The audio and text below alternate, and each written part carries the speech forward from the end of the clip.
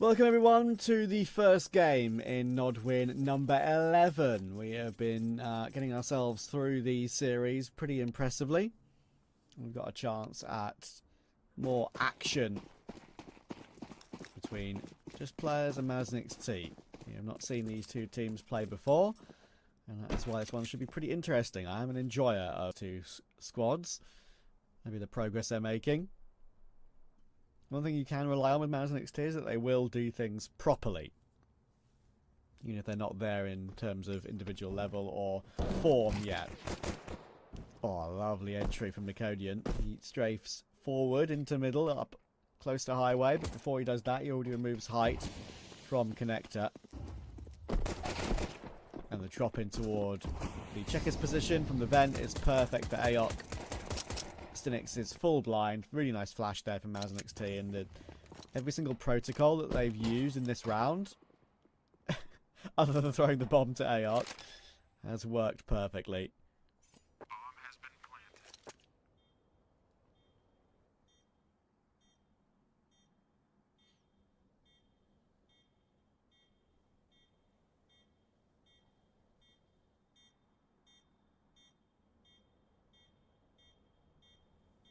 Spirit Something and Smet will just be saving what they have. At least going for exit kills anyway. Every frag will matter.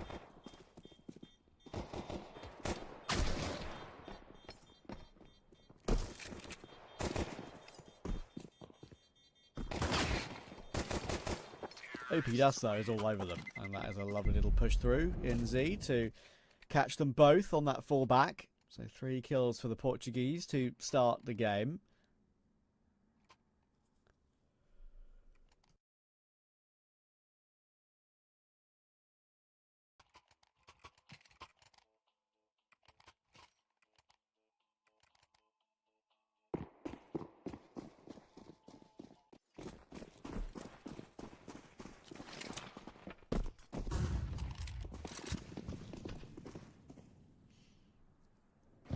It is a force from Just Players, but MazNXT have got significant control toward B main already.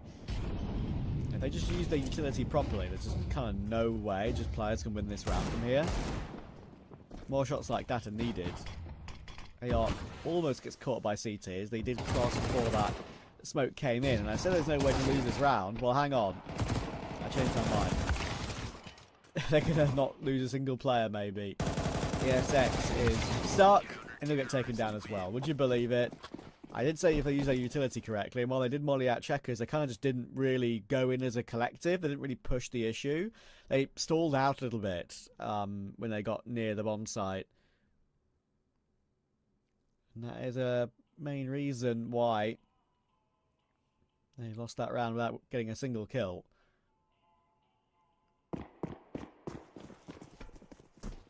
All of MazNXT are double eco here. What's interesting is that they're not going for the force on the double eco. It's kind of a rare occurrence. You usually see all T sides, when they've got 1400 per player like this, to go for the force, because you know your eco next round anyway. So I'm assuming their plan is either to take the full eco here and buy Galils, or take the full eco first, then go for the half buy, and then go for the buy. They're doing it the other way around.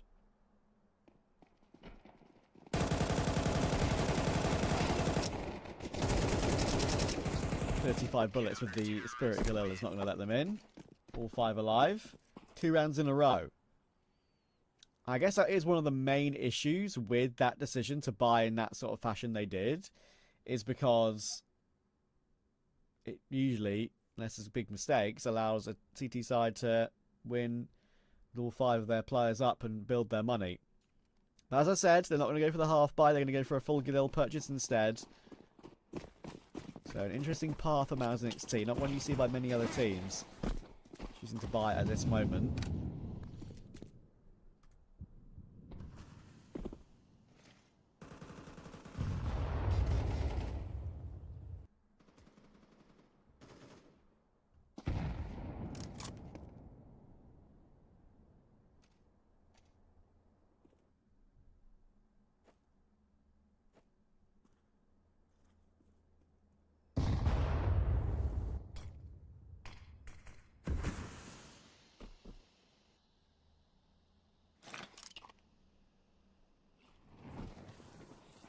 Bet is waiting underneath the boost. And that is going to catch off Nicodia. But Nix is there for a very quick trade, and Nix will hold on from the vent, just about, with 13 HP available to work with in the future.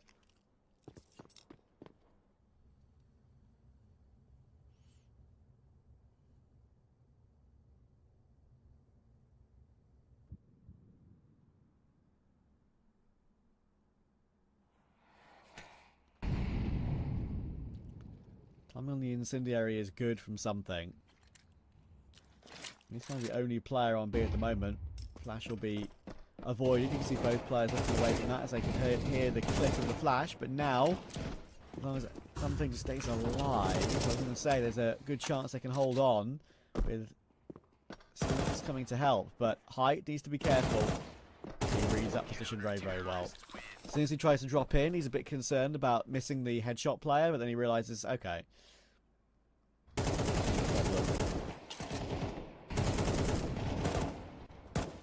Just put my crosshair over towards this position right here. We can see on the replay. I got some help from heaven. And that works out quite well.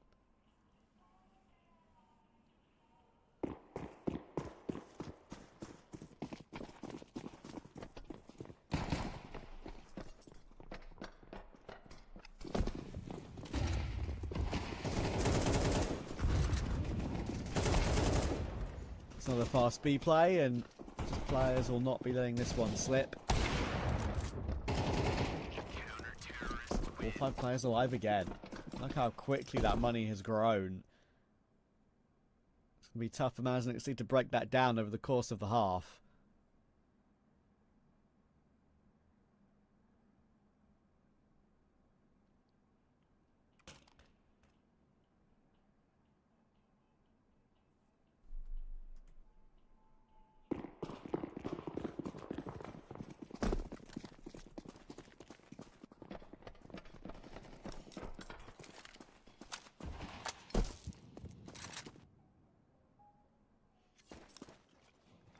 This is the sort of round for Maznik that you pull out your best call, best strategy, your best utility. Because if they let just players get 5-1, which could turn into 6-1, problems. And as I mentioned earlier as well, when we look at the veto, this is the Maznik pick and a map that they like very much. Just players do not win it that often at all. If they were able to win it here, going into map 2, and seeing how those numbers are for Maznik, I wouldn't be too in favour of a Maznik recovery.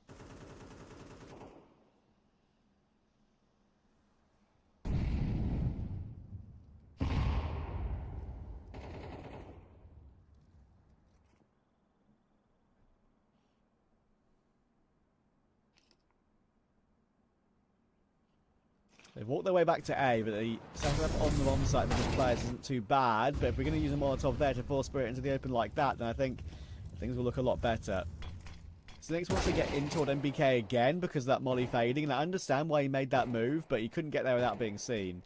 ESX is on the angle, and there's no way to hold on here. Really good utility. Look at this take. That is more like it. I was talking about them pulling out their best play. Well, they have. They've won it with all 5 players alive, despite OP Does and Ayok being single-digit HP. And that A take was really nice. Correct utility used at the right time. Easy as that.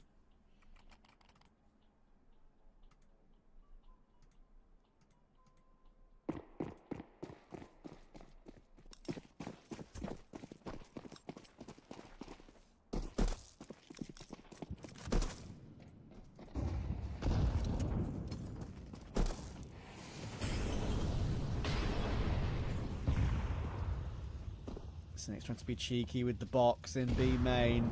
Ayok not been seen yet. Is he going to look back? He is not. Gets them back into a 4v4. And it's not like it's OP Dust either, who is that low. So slightly favouring just players again. I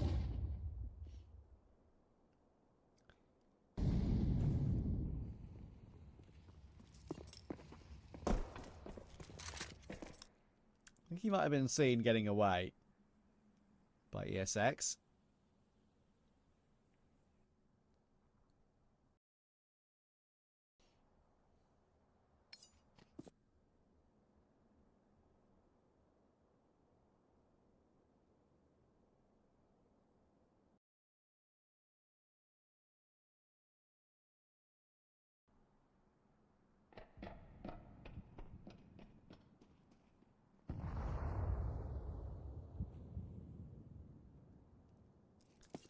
Very quiet across the map for a little bit here for Maz NXT. And there's a reason why Height is worried about the A-bomb site. Maz NXT are sort of showing presence on both sides of the map right now. Crash in on B. It's not going to be an easy one for Snix to hold on from in the corner. They're going to cross into headshot, and yes, no chance. I don't like that position when you don't have teammate help. It does help if Smet's going to get kills with a smoke like that, but here comes that flank I was talking about, and Mix is going to get both of them. Perfect extra layer. There goes Spirit. Nicodian will find him. And Maz NXT starting to show what they've got on Cash.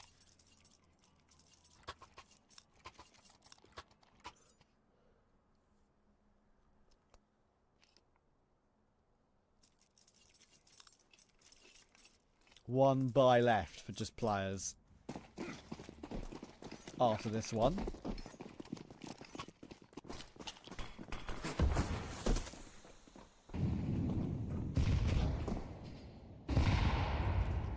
So fair play to Maz NXT. They are doing the best they can to break the money early. Nice shot from Height. Realising that a bit more aggression is what he needs to get a pick early, but that AWP was already on the floor. That nade will smack Height right in the chest, and that, with the combination of the OP dust spray, will take him down.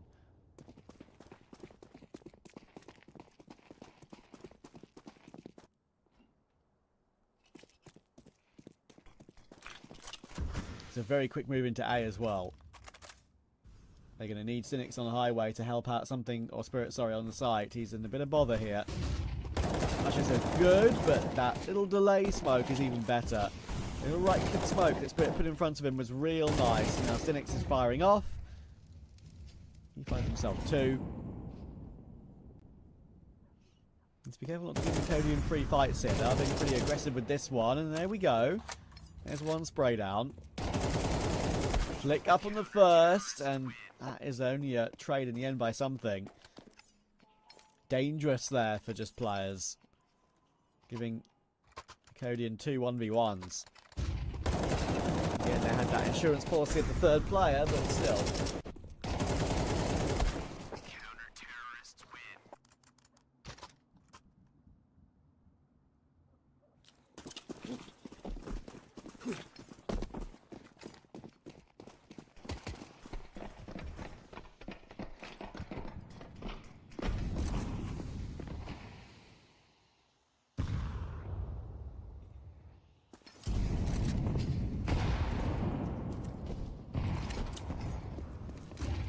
I think Steve doing a bit more of an aggressive move outside B. Flash is really good, but Cynics, even though blind, gets one.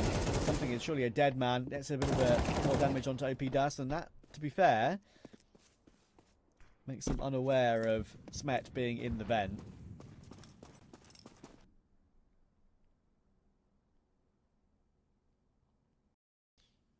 Back down to a relaxing 3v3.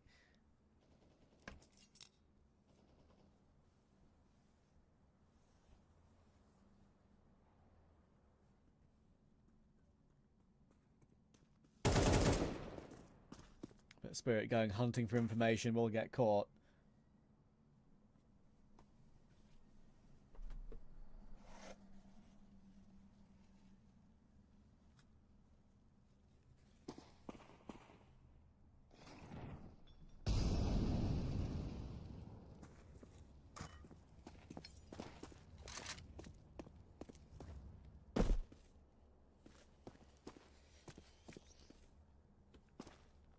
Only 4 seconds left, and they've got a pretty much free A-bomb site, but they have got a main player to worry about. Hype won't be getting any joy in towards Z. Smet not seen by Nicodian, and all of a sudden, that's bomb on the floor, and this is great time being wasted by Smet. This is real good. ESX, can he get the bomb planted in time? No, he can't. It's round over. Counter-terrorists win. Perfectly done from Smet.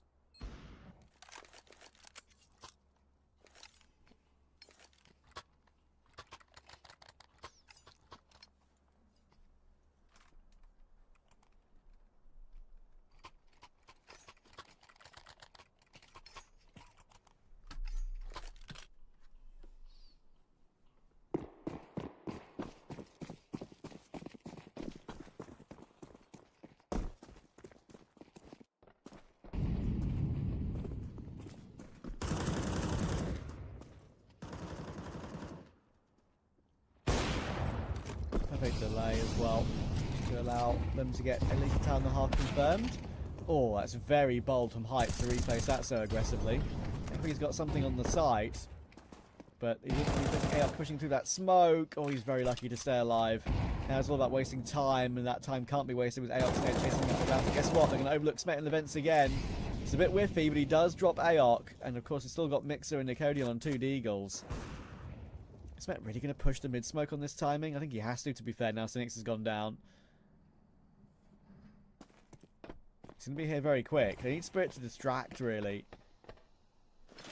They could be really good. Could be really good. There goes ESX, and Smet is still hunting. And there you go. Catches Mixer in the back. Really good moves here from just players realising when to push, when to kind of swarm. But Nicodian, he's already got close to 1-1v3, and this 1v2 is even more winnable. Honestly, I would favour him. Unless Spirit catches him on a timing going through headshots. I think he might. Yeah, he will. Okay. He wasn't aware of that headshot push at all. If we manage to find Smet first, then that could be totally different.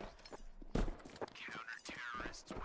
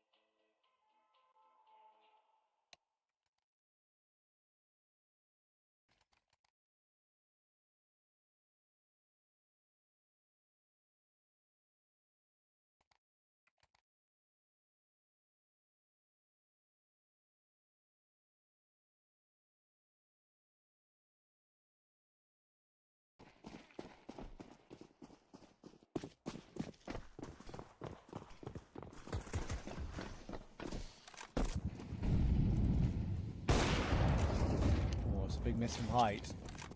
Good entry Smet, and with that incendiary not really touching the vent player, Spirit could get caught by Nicodian walking up so aggressively in toward White Box. Good catch from Sinix, and they might choose to reface now. And there you go. Spirit just clears Nicodian perfectly. He feels confident in doing that, and then once they knew the vent player had been removed. Alec will walk into Sinix. This one's going nowhere. ESX and Mixer are both sub 50 HP.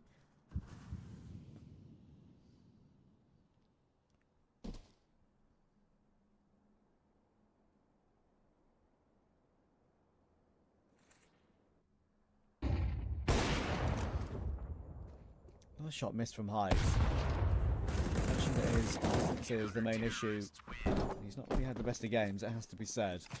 Either way, doesn't really matter at the moment because his team are 8-3 in front.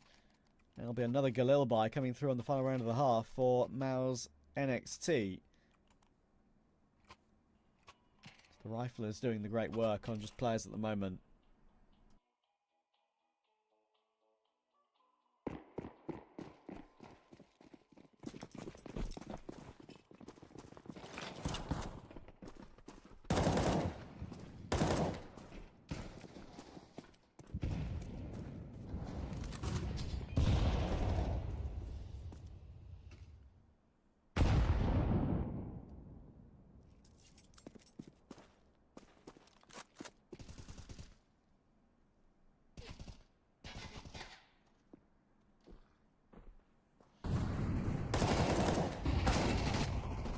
Trade from the Mac 10, but something is still here. I'm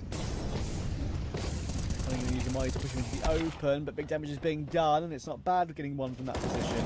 Spec going for that high angle, but ESX will flick up with the Deagle, and they know where Spirit is. Making a lot of noise. Doesn't really mean anything when ESX is that low, though. And Spirit will be allowed to drop into checkers. Height on the rotation. They need him now with that bomb planted. One shot would be incredible. Spirit knows where that Galil of Mixer is.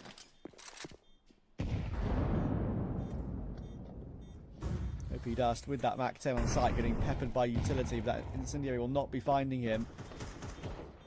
Right, he's going to have to drop down. Smoke being checked. He's not on that position. It's all down to the Mac 10. They're jumping at him right now, and it's a 5-7 that's going to close it. Both players have a defuse kit, and it's 9 on CT side for just players. And Map don't really play all too well compared to Maz and XT. Maz and XT have only lost 1 in 4. Just players have lost 4 in 5.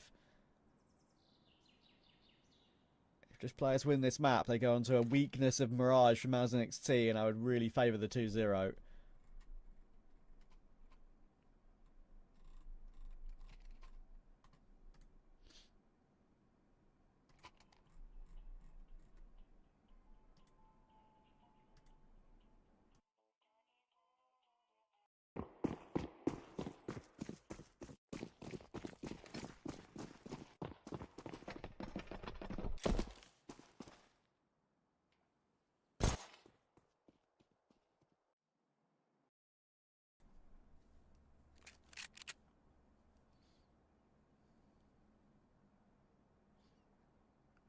There will be some sort of comeback, though. I can absolutely categorically guarantee you that. There's no way in hell this map is ending 13-3.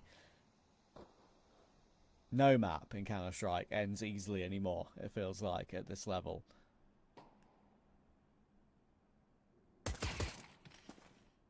Nicodian is making plays. He's going to find 2 very quickly. That forces him out of door, into the dualies, and into their death.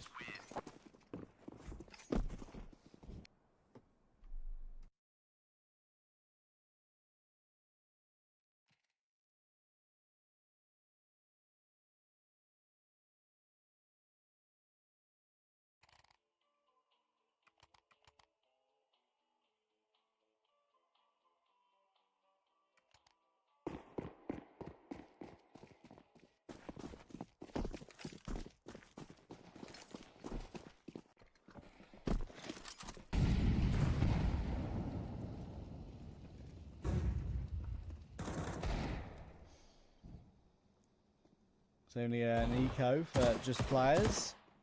Get the AKs out as soon as possible.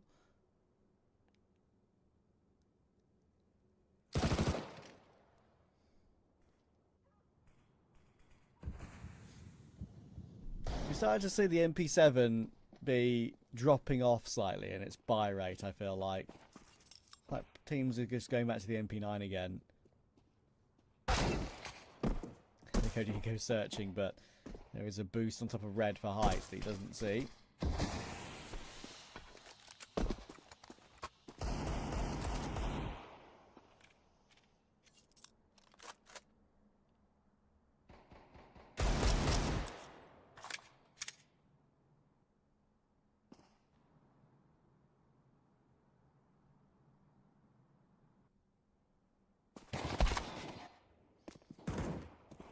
Won't be allowed to get away with that MP7 though.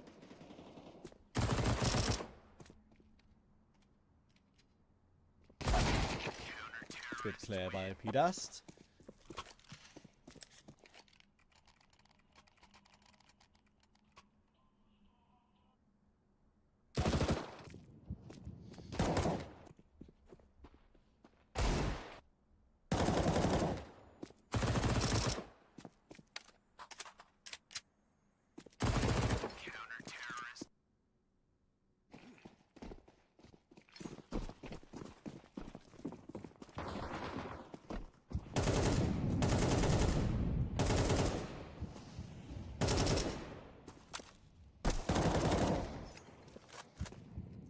Avoiding the spams through garage.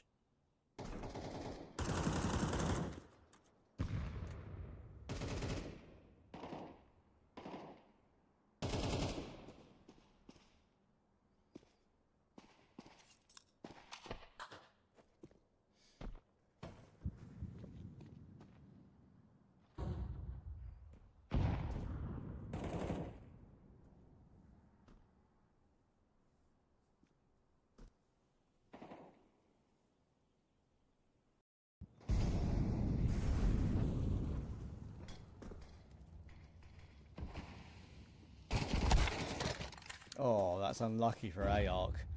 He moves out into the open, literally as something sprays out smoke. Not sure there was much information for something there. That was a pure guess. with how they use that molly. With OP Dust only getting the MP9 on the side, and they use utility here, I just can't see how they're going to force their way back in. They don't know that it's made his way through, but now he's 12 HP. It doesn't not matter when you're 12 HP, when you're on the headshot line, in a position called headshot, and he does find one more. OP Dust is still on the side. He's still here. I don't really know how MazNXT are holding on to this. I really don't know how. ESX has gotten so lucky to get away on 12 HP, and Hype can't find the Codian. Oh dear. They get stalled out there, just players.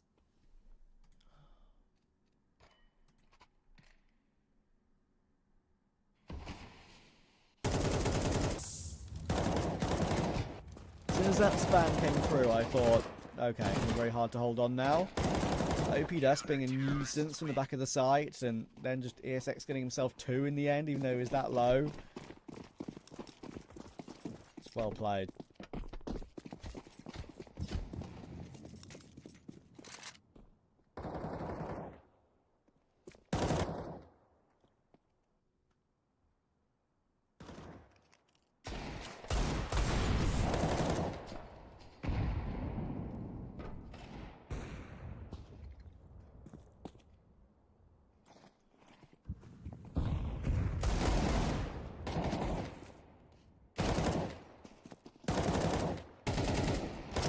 Codian. Ooh, clean.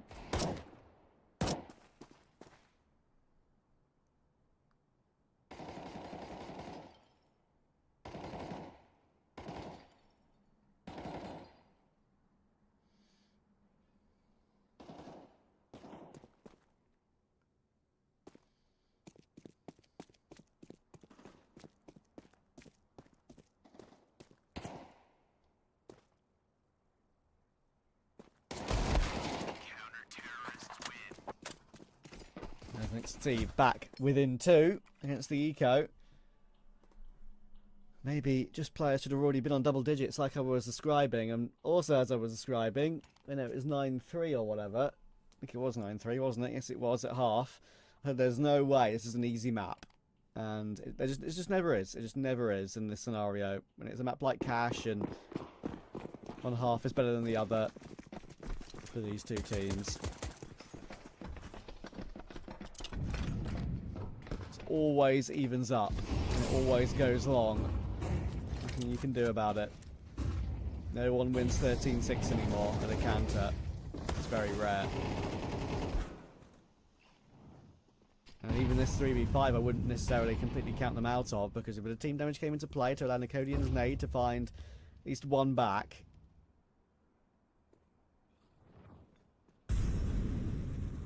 Elk is rightly worried about that B main push, but Height's quicker. Just about clicks him in time, and that's a B site open, so double digits will be found here. Unfortunately, ARC is not really proving me wrong. I was talking about him earlier being invariably one of the weaker players on the team. And he has a 0.82 rating. And look, I know MazNXT are a team for the youngsters. He's only 18 years old, but invariably, he's not a highly rated player. All his games on MazNXT in his entire history, he's got a 0.92 rating. And as I said more recently, it's 0.82, which is a significant drop-off in the 30 maps he's played. He's only had 1, 2, 3, 4, 5... 6 green ratings in those 30 maps. As I said, I'm not going to beat up on an 18-year-old too much, because he'll be better than I will ever be. It's a professional, but still. Maybe he'll be a late bloomer and he'll come into his own a bit later on in his career. Seen that a few times.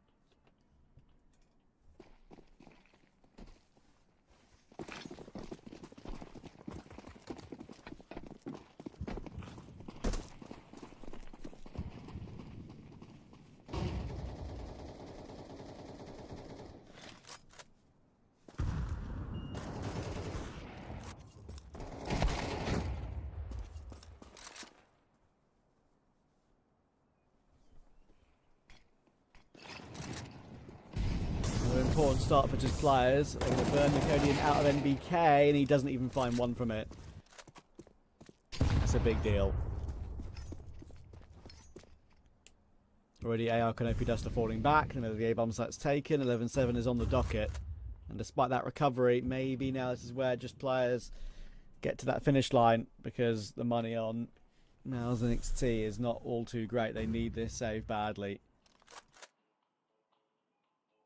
Bomb has been planted.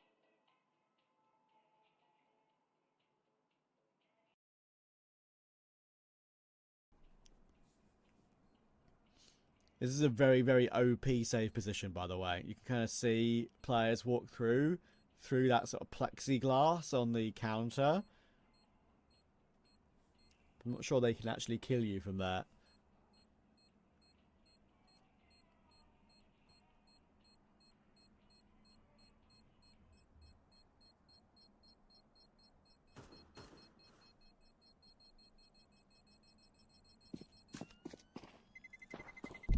Terrorists win.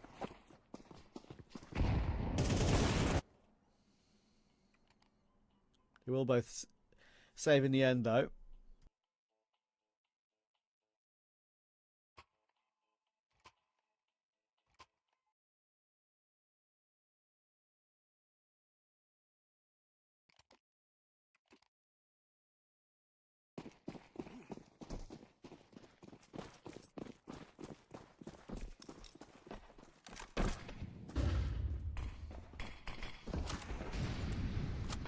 This is a round that is a must-win for Mouse and XT, and I'm afraid there's a lot of weaknesses to it.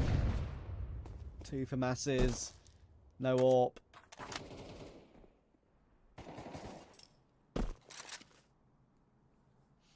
All those sort of rounds where just players just ran it into B with 5.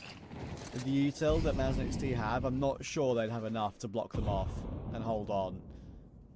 It's a question of whether they overthink it here. Which can often be the issue with teams like this.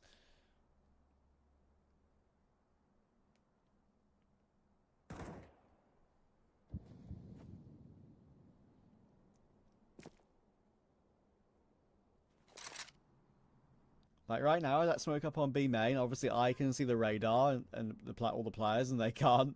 But they just ran it in B. There's no way that Mouse and XT would be able to hold on.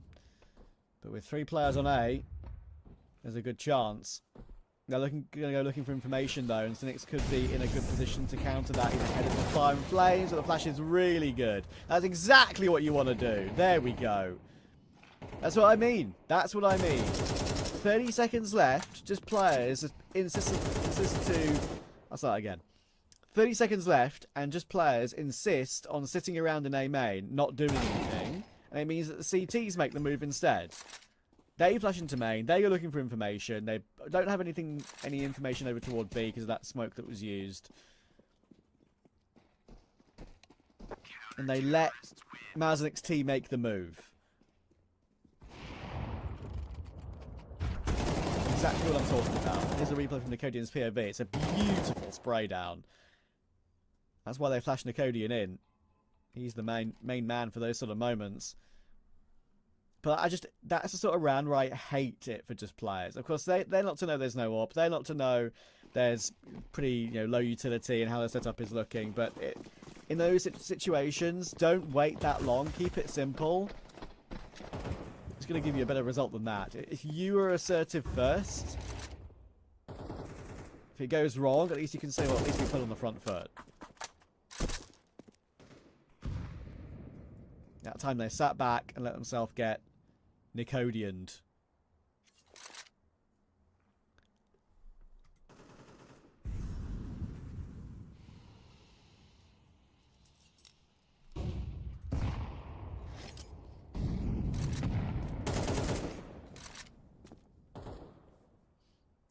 And here we go again. Close game could be inbound if just players don't win this one.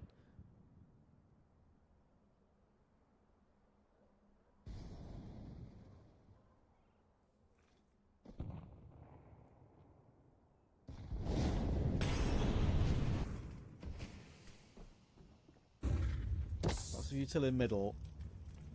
We'll burn Nicodian a little bit. Oh, the awful hit a tag, but only a tag.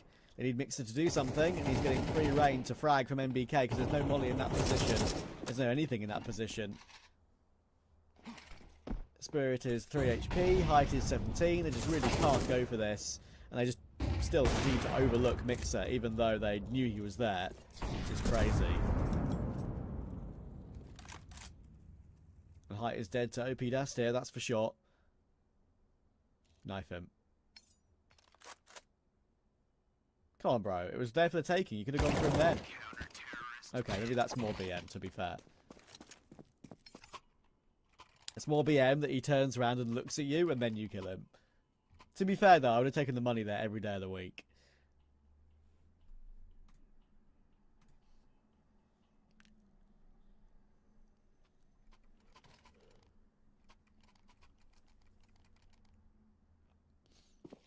An extra 1,500 might have been very useful.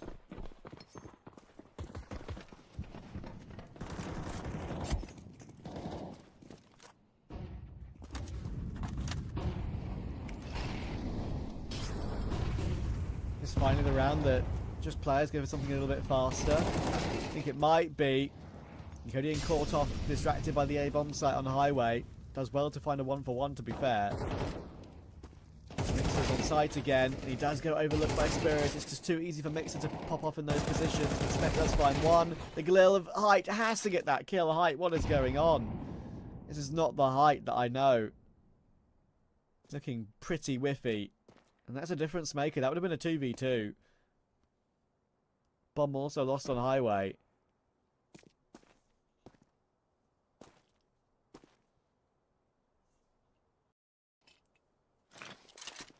This is why just players don't win cash too often.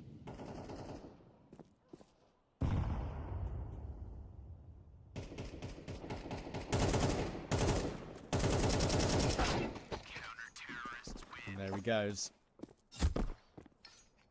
There is a buy sort of available for just players, considering they had money for a while and now their loss bonus is building up.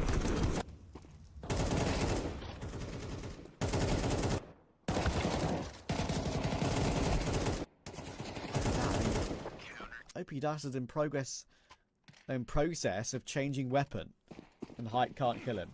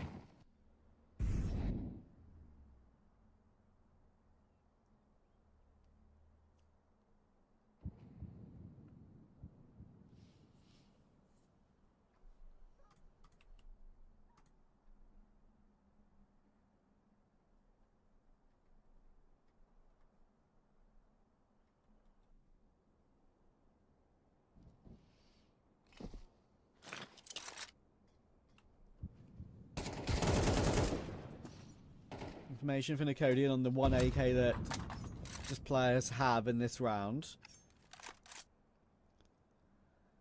Really, that's been tagged down to 47.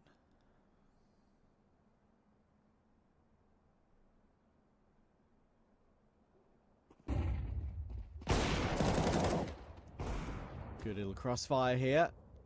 ASX does get D'd out of the round though. With that, the AWP being lost, that could be a bit of an awkward one. Smet now playing around Fork with that 1 AK, but Mixer is holding on, just not over peaking, doing the right thing.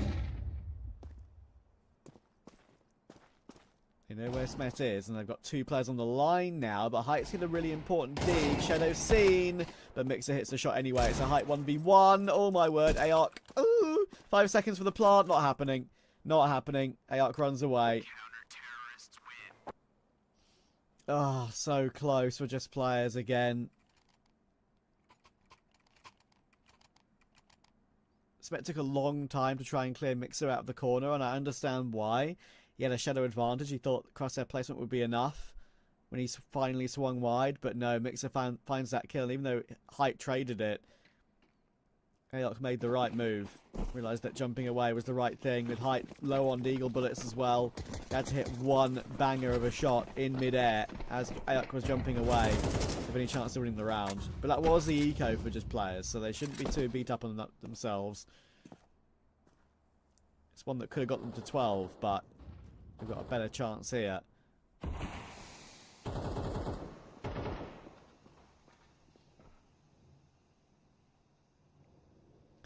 Now, okay, seriously, in this sort of round, you have to keep this simple. You've gotten the opening kill. You don't know that Mixer's half HP, but fine. Group up, have a look somewhere. You haven't really gone into B in quite a long time. You've mostly been focusing on the A-bomb side. Group up, outside B, go B. You win the round.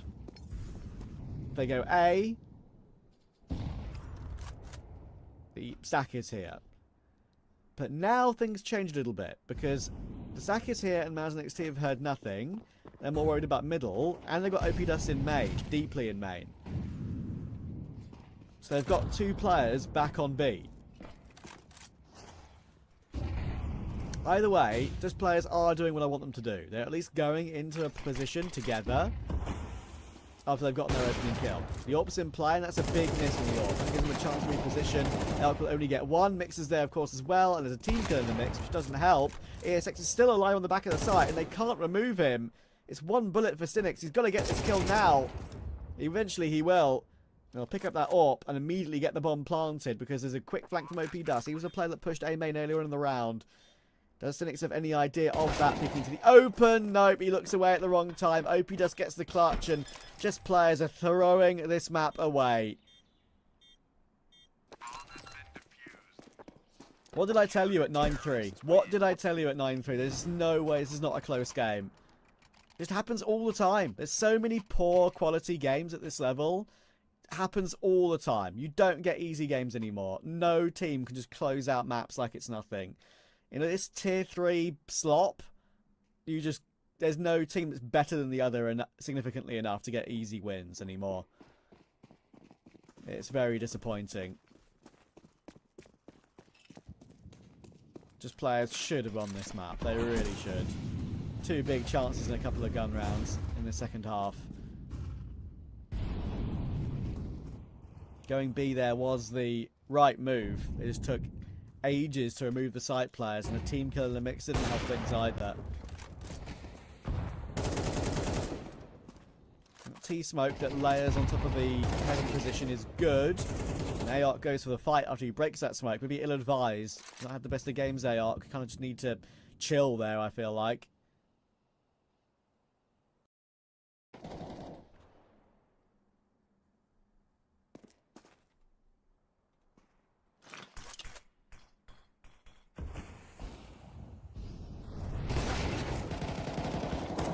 Cynics will get one more, but Mixer holds on really well toward the back of main. Mixer's been a bit of a king, it has to be said. He's only gone 16 and 15 in this game, but the kills he's managed to grab have been really important when it's mattered. They need a Smet 1v3. And look at where Mixer and OP Dust are. Bomb under full control. 34 seconds. Smet has to take so much time clearing out nearly every single angle. Finally he realises that just pushing through is the only thing he can do. He needs that bomb some way, somehow. But he's not going to be allowed to get it. It's a great smoke from Mixer. Flash forward, but Mixer's on the boost. Not going to be pre-firing that one. And Maz and XT, they do win their map pick, but it wasn't easy. And look, as I said, they needed it. They desperately needed it going into map 2. They do not have a good Mirage at all, do Maz and XT. But just players, I wonder if they're going to be a little bit tilted off the back of that, because that one was in their wheelhouse. If they won that one going into their most played map of Mirage, that should and could have been a 2-0. The fact it wasn't is incredibly disappointing for them. So many opportunities, so many rounds that are just close in general. And yeah, Maz and XT, they managed to pull it back. They deserve a lot of credit. Like, their individuals did recover. Like Mixer, for example, at ESX did a good job to hold on a couple of rounds, didn't make the wrong move. They didn't overpeak. There was that round where Hype was in the 1v1 and Ayok ran away. to confirm it. But yeah, just so many situations where just players kind of just troll a little bit. When you have a 9-3 lead, I don't care whether it's a good map for you or not. In this sort of level of Counter-Strike, if you're not winning that from that position, it's very, very pathetic, really. And it just happens so much, like I'm saying. Happens so much at this level. So many teams are just not good enough to get the W at this sort of moment, unfortunately. So it will be MazNXT up 1-0. As I said, it probably goes map 3 now. It feels very likely to me. We'll see if that's true or not after the break.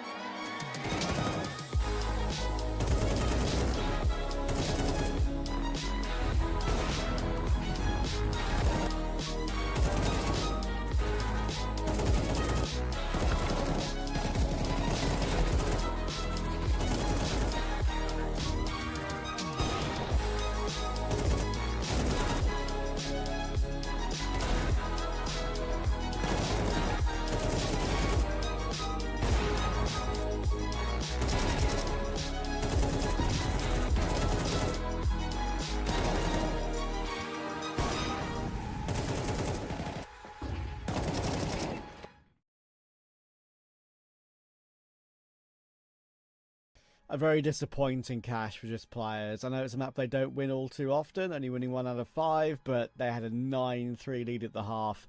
That was looking really good for them, and NXT on their map pick proved that they've still got a great level and managed to come back and win it in regulation in the end. A lot of great individual moves by some of their players, especially Mixer, I think. He recovered his KD really, really well. And it's not like Just Players, they were completely locked out. They had opportunities, they had chances, they didn't make it happen. So yeah, that's a really annoying one for them, because they will have known that going into this map 2 coming up of Cash is a great opportunity for it to have been a 2-0, right? Talking about Just Players not winning many caches, NXT usually looking better on the map. If we look at Mirage, for Just Players, they play it so much more. 35 times in 3 months, including all the times over the player break, of course. 61% win rate on their CT side. Good pistol win rate. When you look at NXT, they usually get blown out of the water on the map by not really amazing opposition either. We're looking at Bushido Wildcats, Brute, Pure, Navi Junior, WBT. Like, they're just getting completely destroyed on this map invariably. So yeah, if this one doesn't go map 3, I will be very, very surprised. OP Das trying to hold on. ARC will at least begin. A lovely click from OP Das on Spirit as he works his way forward. Been playing through that smoke very nicely, gauging a good time to make that move. Good big damage on Smet as well. Even though he goes down, it's a 2v3 and there's a double flank coming through. Smet is forced to hop out of the apartments, and that hop out is straight into Mixer. Now they know where the final player is, and Nicodian will delete him.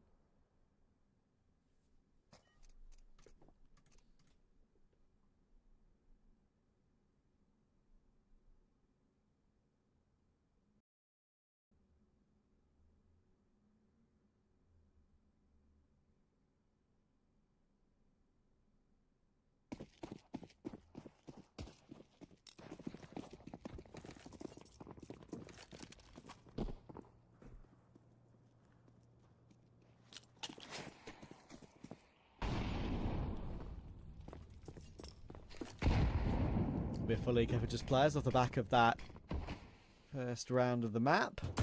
The AK's in the third.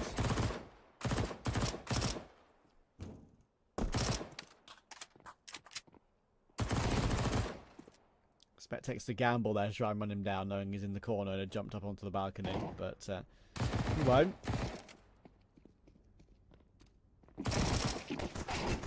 That is relatively silly from OP Dust. He uses his entire mag, pretty much.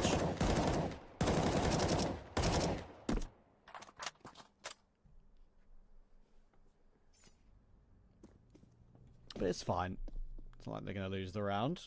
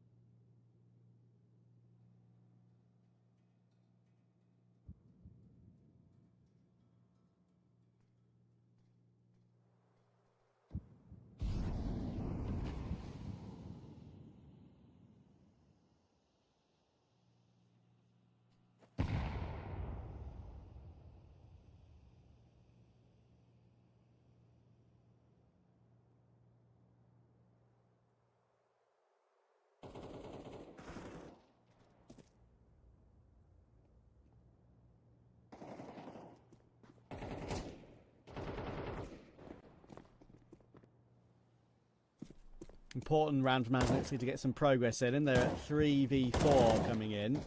Mixer's trying to hold on. And it works out really well.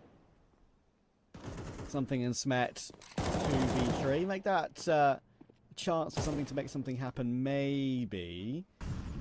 Not just yet, though. And Codian will rotate his way in towards CT to help out. And with everyone here, you'd think it would be fine, but they're just kind of peeking into the fights right now on Mouse NXT, and it's getting them punished. Okay, fair play, just players. That did not seem like it was going to be one they were going to recover, but very quickly it spiraled to Mouse NXT, and I'm not really sure. I mean, the dry peek from CT, maybe, is not something I love too much. Once they got into this position here, I thought it was going to be totally fine. Yeah, it's that peak. It's that very fast move from Nicodian, thinking the ESX would be right next to him, but maybe that is the one over peak mistake. But other than that, I mean, it wasn't that bad. Just players just killed them all. I don't blame Nicodian for looking to try and make that aggressive move.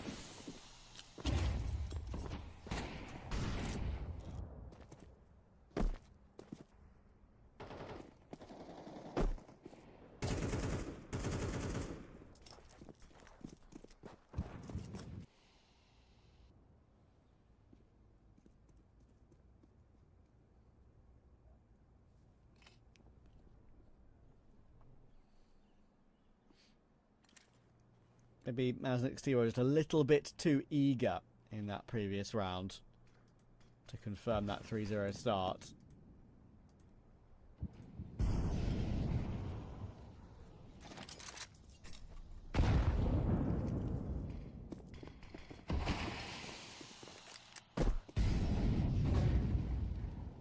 OP Dust with the 5-7 will get himself a bit closer toward the back of the B-bomb site.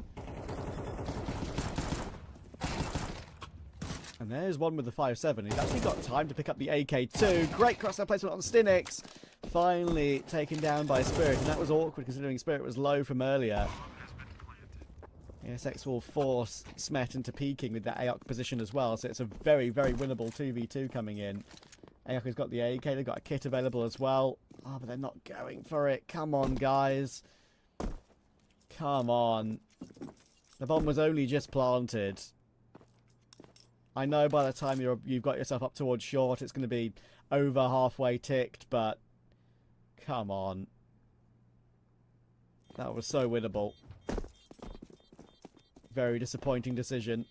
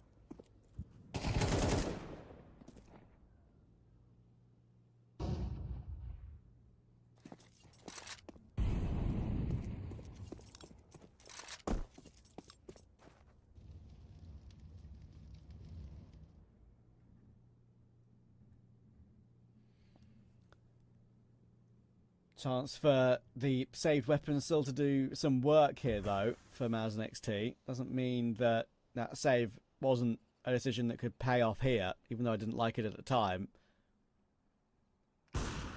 Ayak's gotten one with his AK already. Deagle on stairs is very hard to avoid, as the AWP of ESX will take him down in the end anyway. Ayak also is then given space to move into Palace and get full control of the map, really. If any players tend to try and move their way in toward A.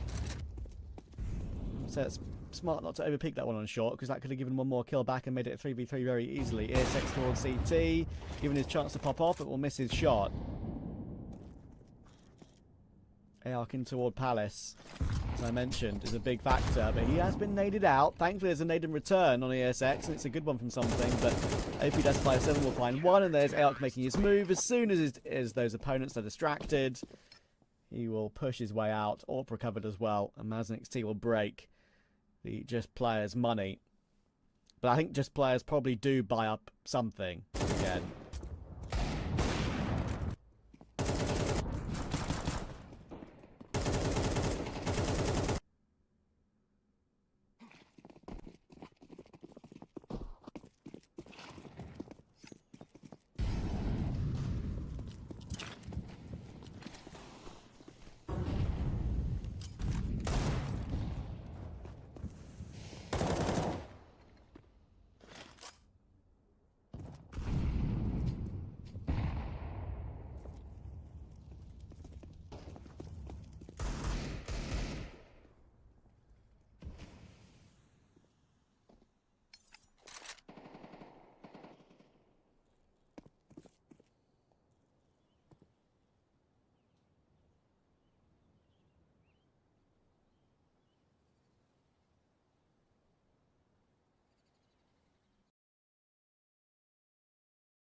Something holding from ramp will manage to find Ayak as he pushes in for information.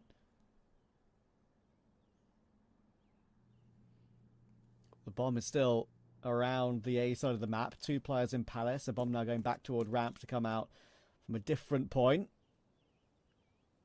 They need that ESX rotation from CT.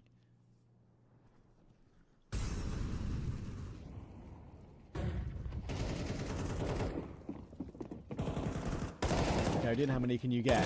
There is one. Oh, the movement from something is so awkward to track, though.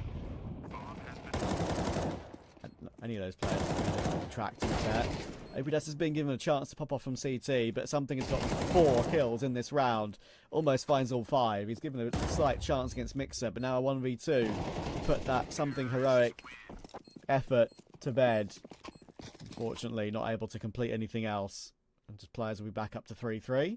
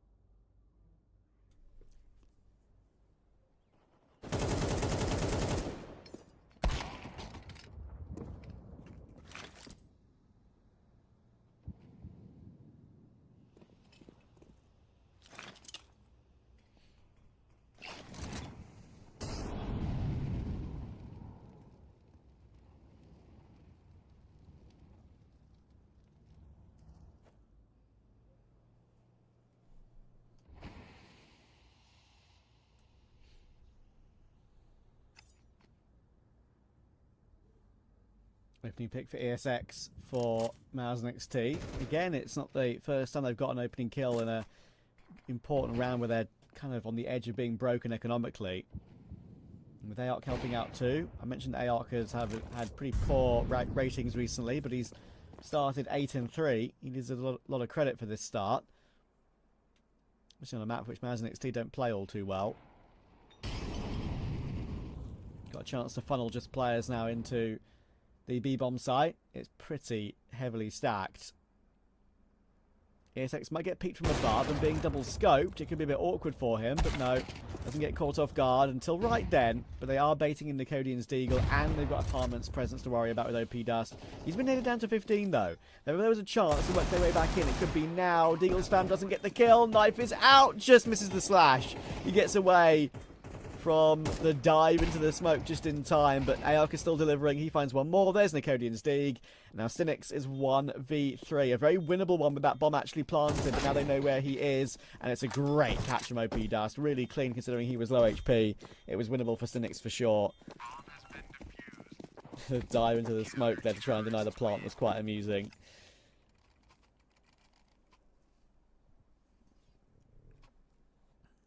It was like a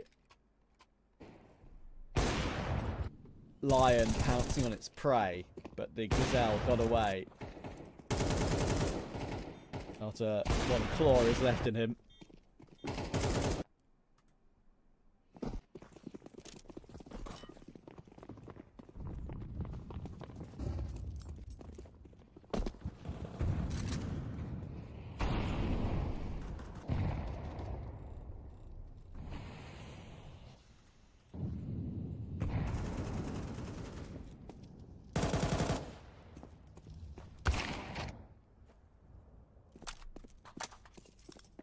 ESX will find Cynics again. That's another opening kill to talk about.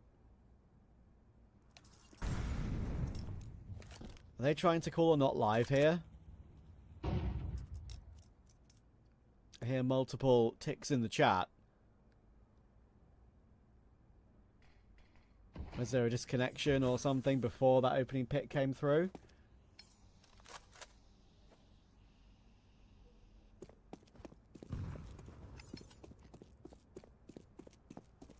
I don't think so.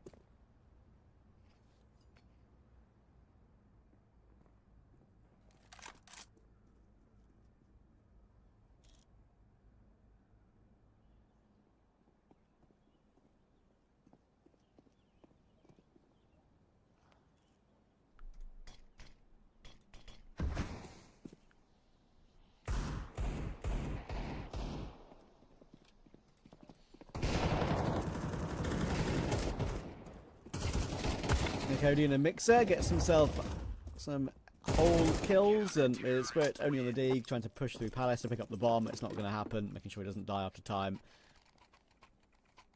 Has an XT up to 5. Yeah, there was no issue there. I'm not sure what the ticks in chat were. There is never going to be a round reset in that scenario. Now we have the pause, though.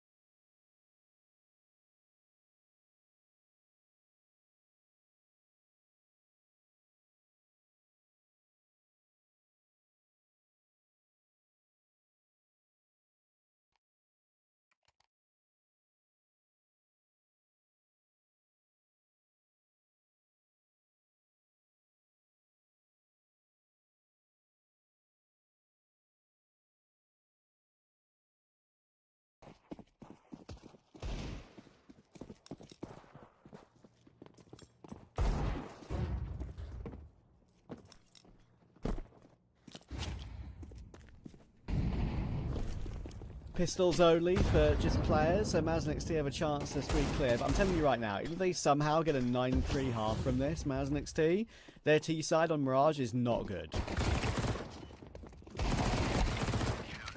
Yeah, OP Dust has done well. I would say OP Dust has done very well, and to be fair, he has done very well, but he's helped out by the ESX collateral. I'm not sure if we've got ESX's POV of that one. I know it's only pistols, but that was instant, the way they all fell.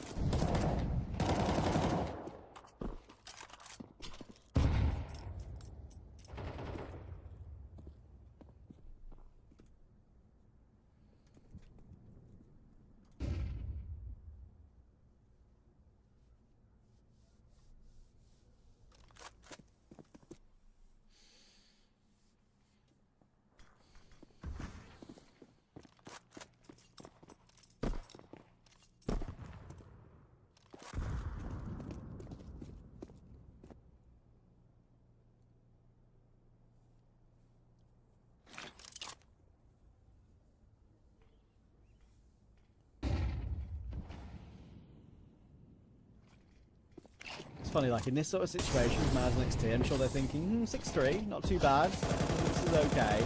But they know in their heart of hearts that if they don't get a, as I say, a 9-3, it's pretty much impossible to win. Even at 8-4, I don't think I'd favour them, but maybe now already it's number 4 for just players. We need ESX to go crazy. That Molly's going to force him into the open though, and force him to die in the end. 2 Molly kills come through in this one from these players, burning out Nicodium from the connector and then burning out ESX. Nothing sexy about that. Gap is back to 2 rounds again, as XT can buy.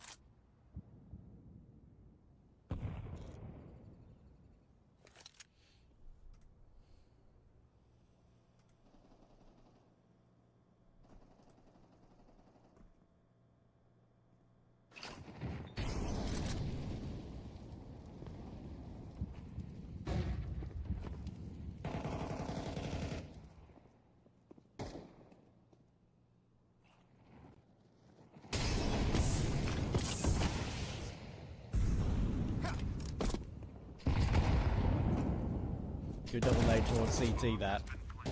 Making that smoke, making things very difficult for Maz and XT to feel like they can fight safely. Boost for the AWP is nice, but there's no one around default, no one around Firebox for this boost to work out for anything successful. Honestly, in this situation, unless OP Dust gets himself 1 on Spirit right here, which he does, they probably weren't going to go off the back of this. And even now, I think they should go. But because of that kill from OP Dust, they've been forced into the blender, unfortunately. Good kill from OP Dust, but height will stop him. And that's kind of the unfortunate thing about that one, right? Because they didn't have a kit. I think if OP Dust goes down, they fall back from CT immediately and go off and save with 4 alive. The fact that OP Dust gets his kill makes them think the round could be on, and they could collapse them to the side, and they could be distracted, and they could push through CT and get the kills and file through. The fact that they get that kill means that they get a bit of hope in that push through. It was false hope, I'm afraid. Only the final round of the half is coming through. The damage that's been done by Cynics as well. Good kill from the FAMAS, to be fair. Now all of a sudden it's falling apart. Would have loved those guns in the final round of the half, Maz and XT, but maybe it won't matter. Again, big damage. ESX down to 6. We've got Nicodian on 24.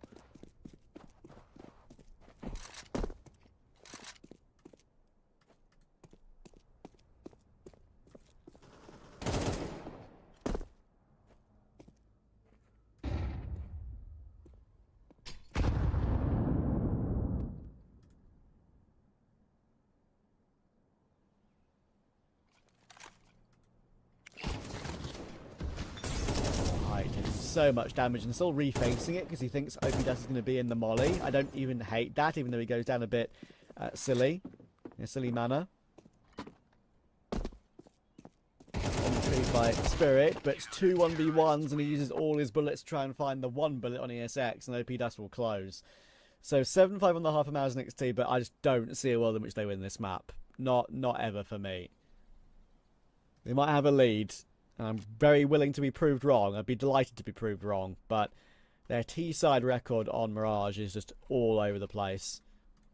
It's not like it's like maps which have been spread out over different rosters or date back a long time. In the like 3 months and really 1 month they played it, it's dating back from the 12th of July. 30.5% on their T-side on the win rate. This would be a massive shock if they're able to do anything here.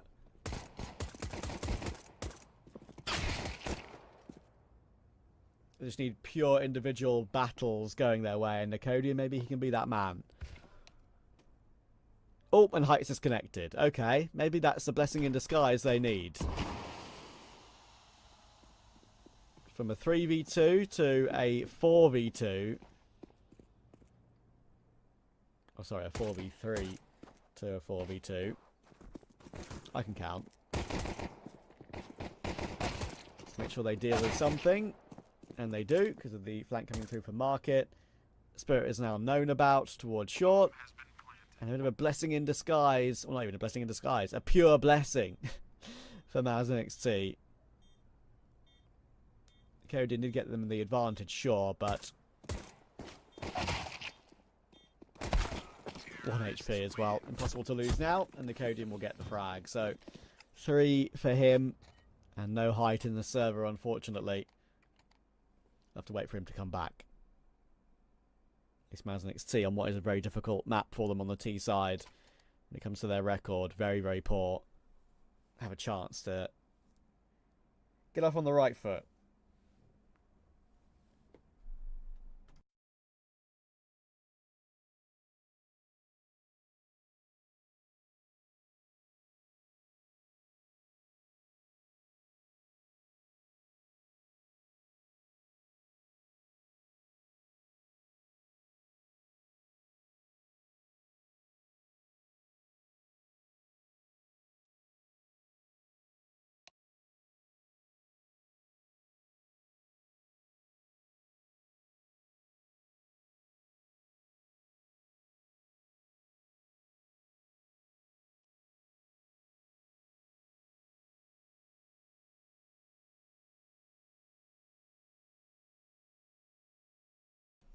The thing that worries me as well, for just players, is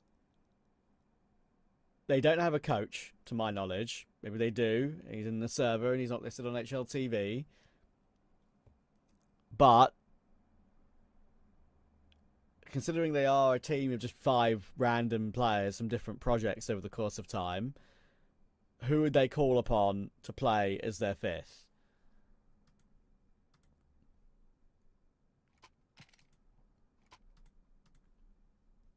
Just players have used different players relatively recently.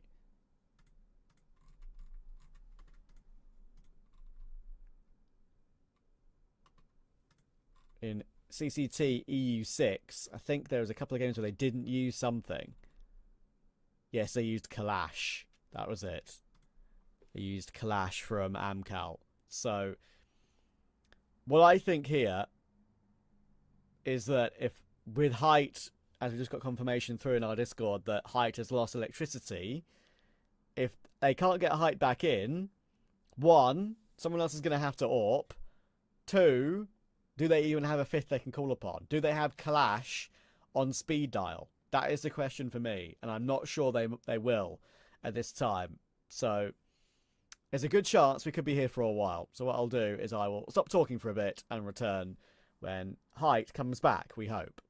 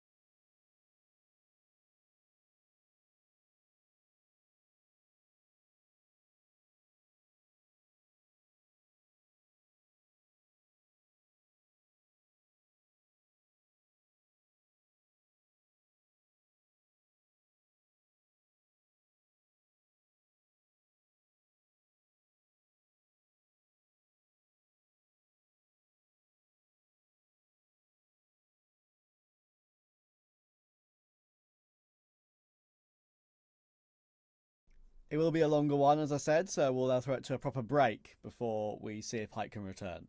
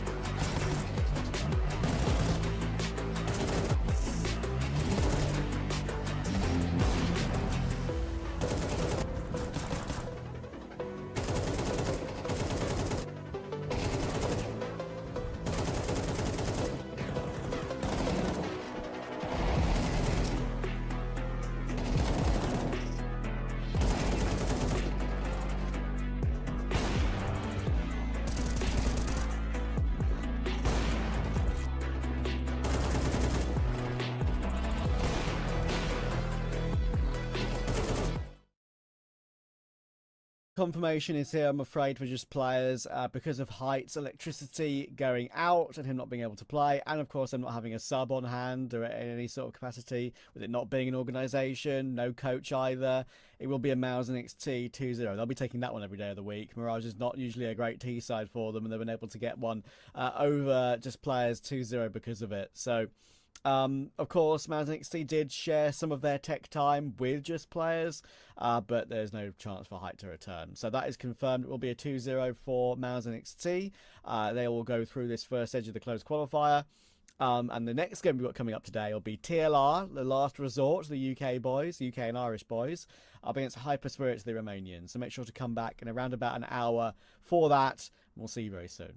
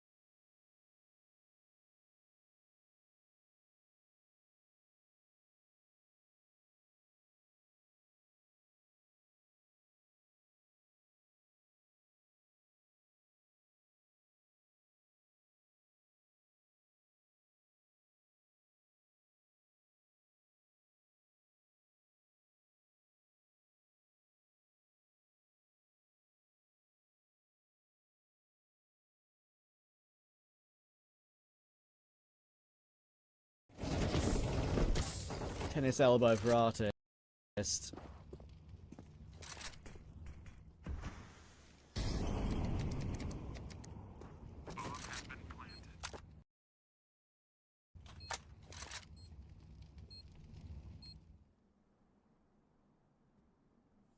Once again, Hyper Spirit with a 4v2 are going to force a save.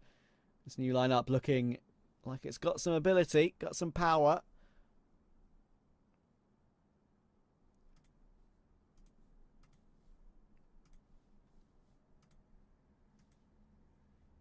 First game in 8 weeks for these boys.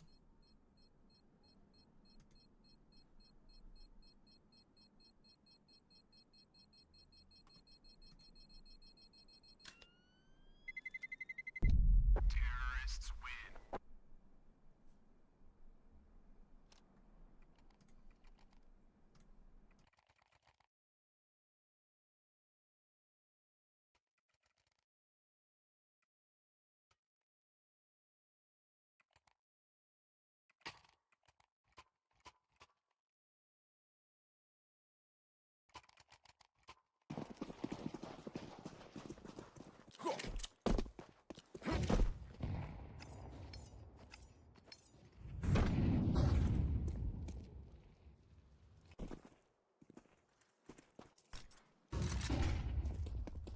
That's like QQ wanted to move toward B for a second, but as soon as that resmoke came in,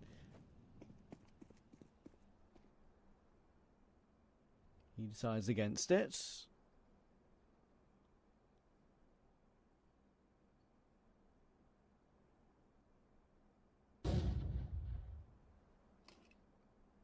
One of those awkward buys for TLR with the MP7 on vacancy on long.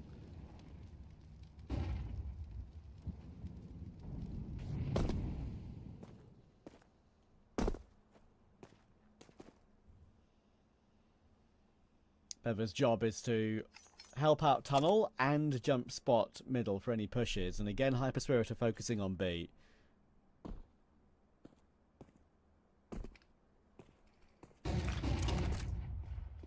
Resmoke will come in now, but they never been very takeable so far. Have Hyper Spirit, and once again it's working out pretty well. Beva again can't get the kill from the back of the site. To be fair, he got one this time, but one's not enough. Not when you, even if you go evens for all three of your players. If you lose B, it's kind of just over. Shows you there's going nowhere near Artist with the AWP on A. He's got 2 deaths in the game in round 9 going into.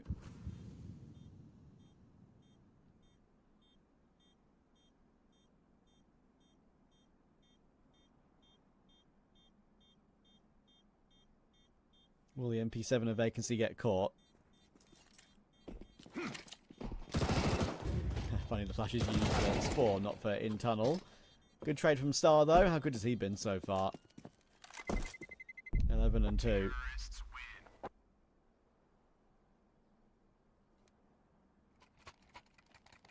win. Feels like Hyper Spirit have found a bit of a weakness on B. Kind of going on it, going for it over and over. Don't forget, this is the Hyper Spirit map pick, so you'd expect for them to look good on the map. It's, you know, one they've played and used to good effect even with their old lineup, let alone this lineup.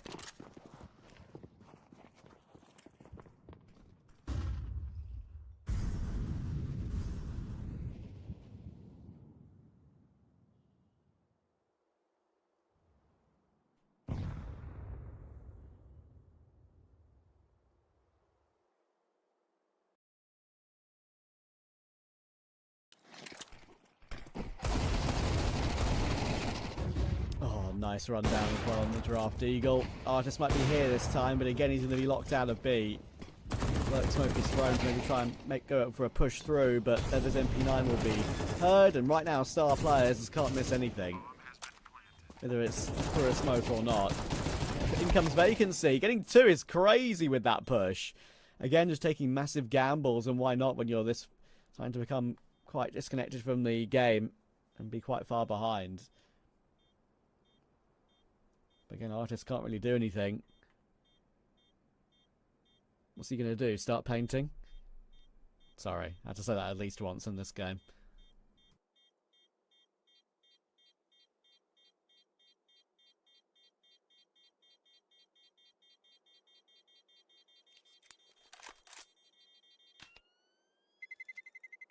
Terrorists win.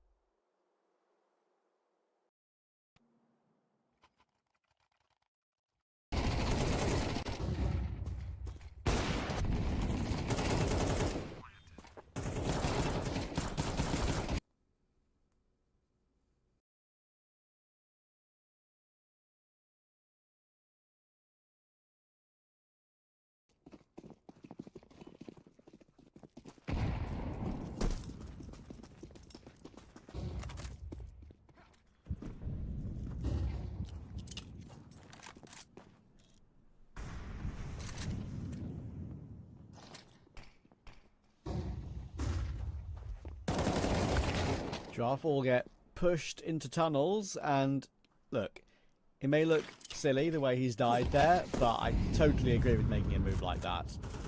Considering Hyper Spirits have been very active over toward B, considering they've been very successful in that portion of the map as well. They're trying to get ahead of the game, TLR, but unfortunately it's been deleted straight away.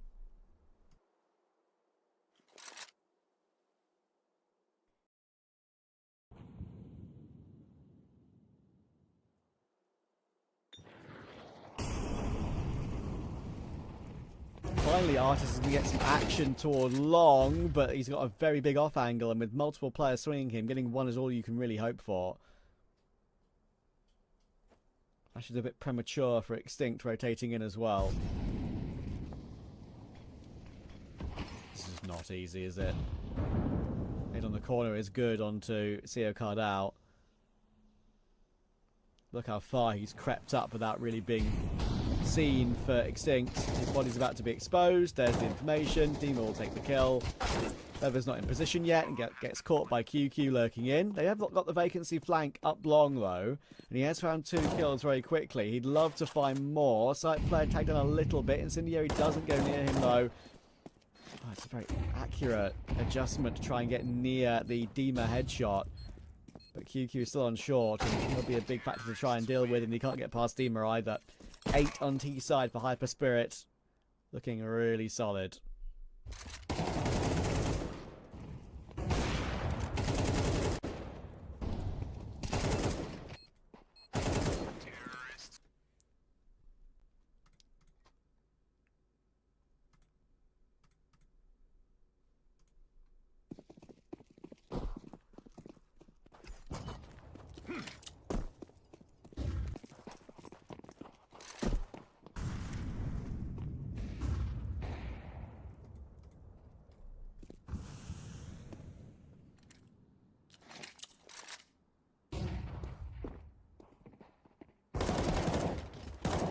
Is going to find Dima with a bit of aggression, and that's the change-up that they need. And I think for a team like TLR, that they'll be very aware that at this point, when they're 8-2 behind, kind of may as well push the boat out a bit.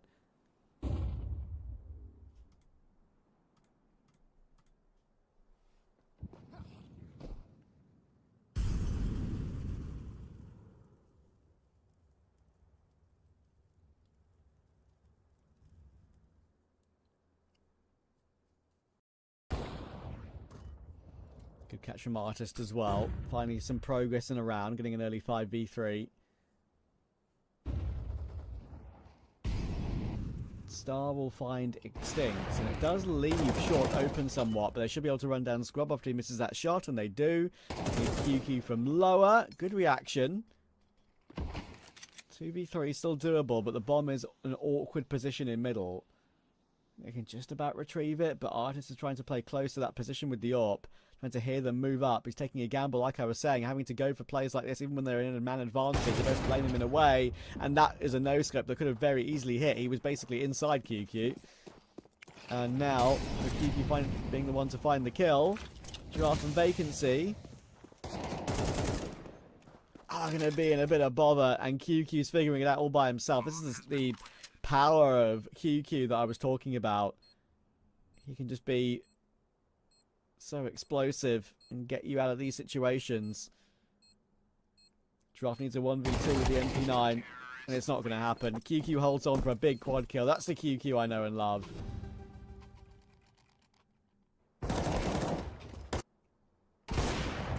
Even 5v3s not able to be converted by TLR.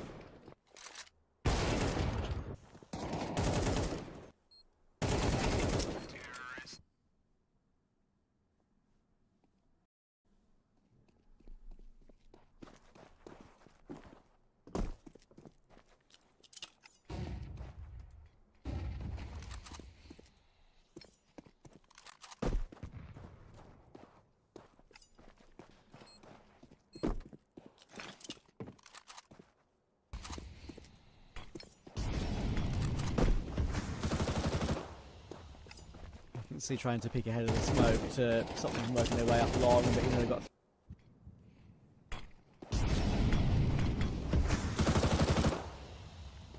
You can see trying to peek ahead of the smoke to stop them from working their way up long, but they've got 3 players here holding on. Seems unlikely with the rest of me they've got, and there it is. Even the transfer down from Dima. It's so free at the moment for Hyper Spirit, and that pick is going swimmingly.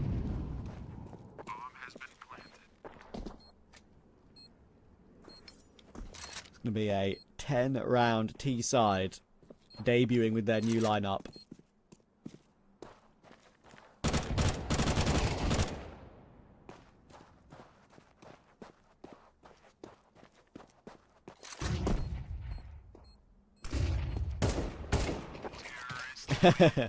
Dima taking his time on the 2 taps as well, as Giraffe jumps across his screen. Incredibly comfortable for Hyper Spirit, the Romanian core, alongside their 2 new Danish friends. Looking very solid.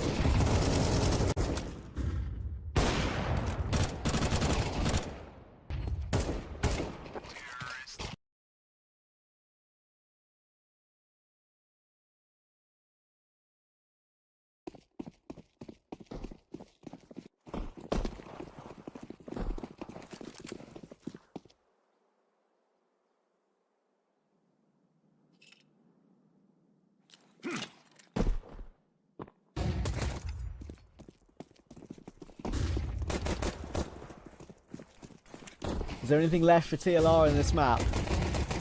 CT side for Hyper Spirit. Bever will get himself 1, but Scrub is holding on brilliantly. Oh, what a round from Scrub. Actually, it's, would you believe, Dima that goes down with the dualies, and what was a great time to pounce, how I felt. But Scrub is doing it all. Can he really find all 5 here? He's 1 HP. Come on. Get yourself your final frag on 1 HP. Give it to us. There it is. What a round from Scrub. New boy. You can see his reaction as well. He's loving it.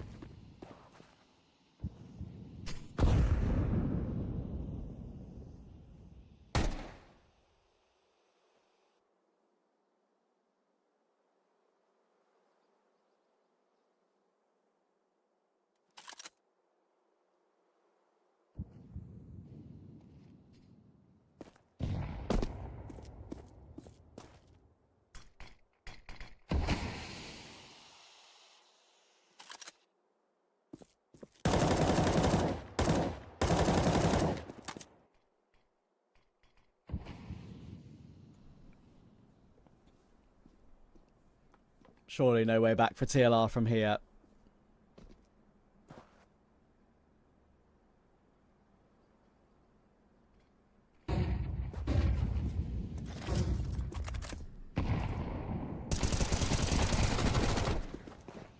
Bevo will get himself Scrub on the drop down towards CT. Only one this time for Scrub on the site, and I'm going to be allowed to plant. Bomb has been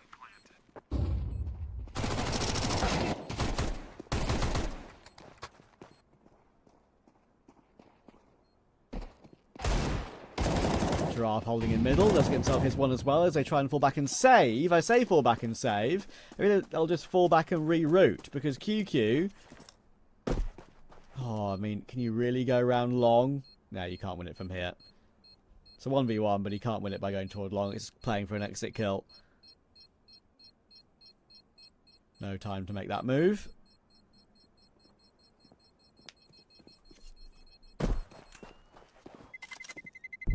Terrorists win.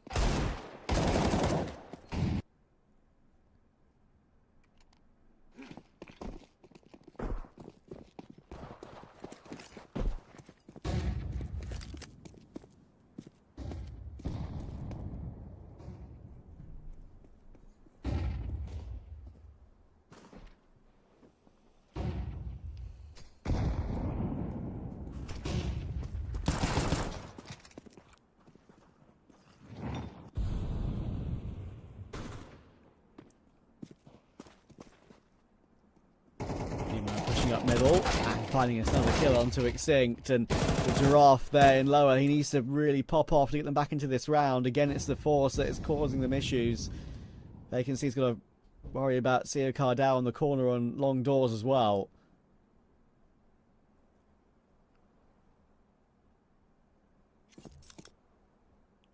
Team is going to go all the way through CT spawn, but Seo Cardao is tracking and tracing him. Considering vacancy was just there, why would he look back to look for Seo Cardao? It's going to be a free kill for him. Easy headshot. And Hyper Spirit will take this path to get to 12 seemingly. Giraffe tries to hold for two players holding him. Doesn't work.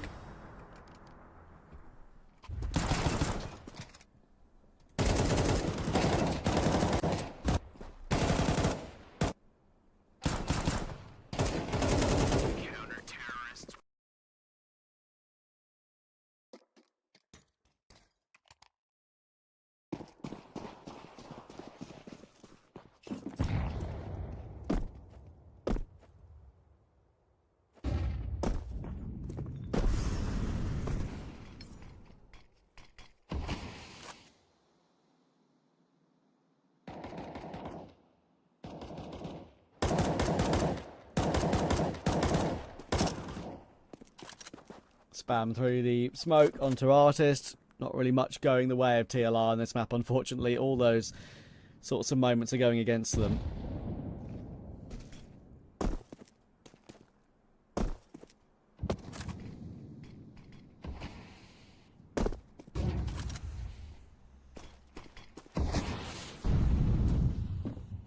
Bever is up close to B doors, but he's being blocked off right now. Just trying to create a bit of a ruse. And Scrub holding from CT. Oh, really bad time to pull out util. He does get himself caught on the wall. Okay, here's a wet path back in. Just small mistakes like that change everything, right? I mean, the round's pretty much over now. It's Tech9's in a scout, but full rotation. 4v4 retake. Losing Scrub is a big deal, but they don't have the weaponry or that M4 recovered to make it really much of an issue. Good tag on Seo Cardao though, and there goes Demon. As I'm saying, like, just working your way back in. I don't care what side it is. Just unlikely. And they all get dealt with. Should have been map over, but in the end it's a round that TLR win with 4 alive, would you believe? Unfortunately, Scrub, that's kind of his fault by messing up his movement on the ramp. And not wasting enough time.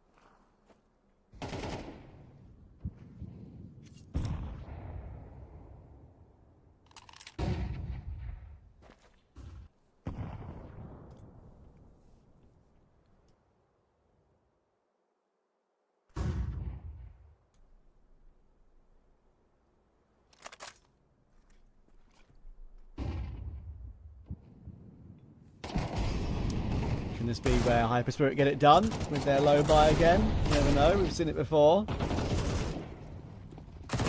Artist and Vacancy will manage to entry in. QQ lines up two really nicely though, and he's taking a nuisance from the back of the site right now. Oh, that's a really important P250 tap from Artist. Considering he had to go to the pistol, that's one that could have gone alright very easily. Edema being found, there's no chance to get back in for Sia Cardao, and it will be 12-5. The full eco to come, 12-6. Comeback will slowly start to happen.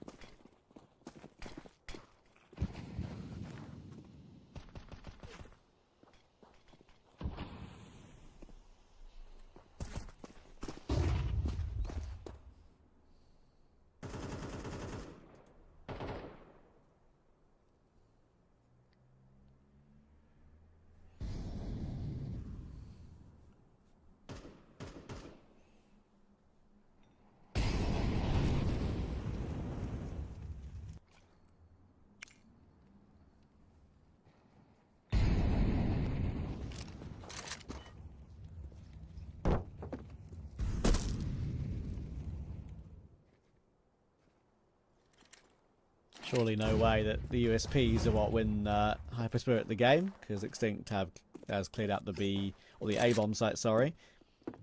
As the B site is stacked up by Hyper Spirit. It's funny, we saw one of these rounds earlier in the first half where all 10 players stayed alive with 1,000 HP combined. We got another one here? I think we might, you know. Okay, unlucky. They all catch one. And they'll look to make their move. Give up all the kills. Eventually. Terrorists win.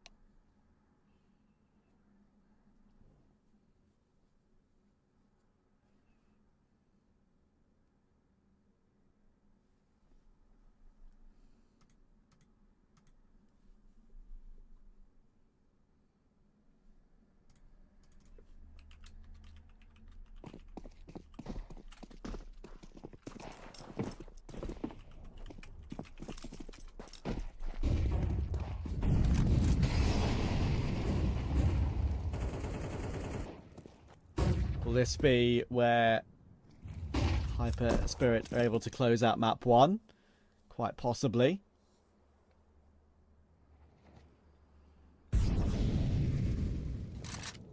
Quick 4v4 early with Vacancy getting his and QQ responding. How many important moments has QQ had in this map 1? Looks very solid. Good to see him back playing again. Meeting this time though, but it could be a lineup for Dima. Gets 2. 2 is probably enough. Oh, I say 2 is probably enough. Maybe it's not. I think he needs to go through the window to avoid getting caught by going through the door to entry B. But in the end, he does go through the door, which surprises me. I guess because his teammate Giraffe is not really in the site with him yet. But yeah, now it's favoured to TLR. Now they've got B. No problem.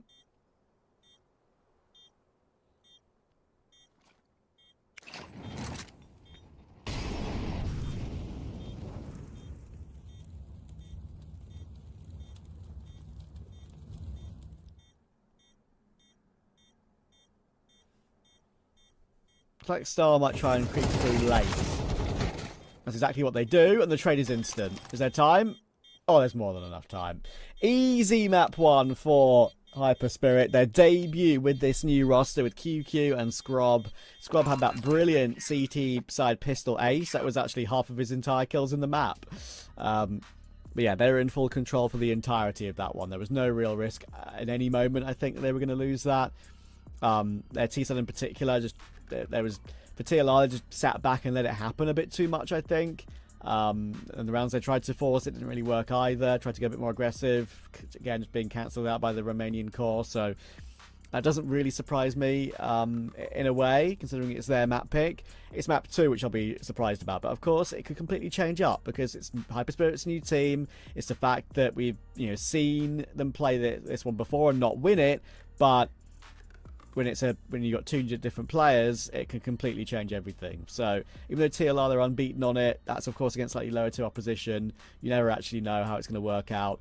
For me, I still think Hyperspirit they'd probably take this one to map 3 TLR, but I'm not 100% certain, considering that the Hyperspirit roster is just a complete unknown with these 2 new additions. So we're going to go to a break. When we're back, we'll be jumping into Inferno.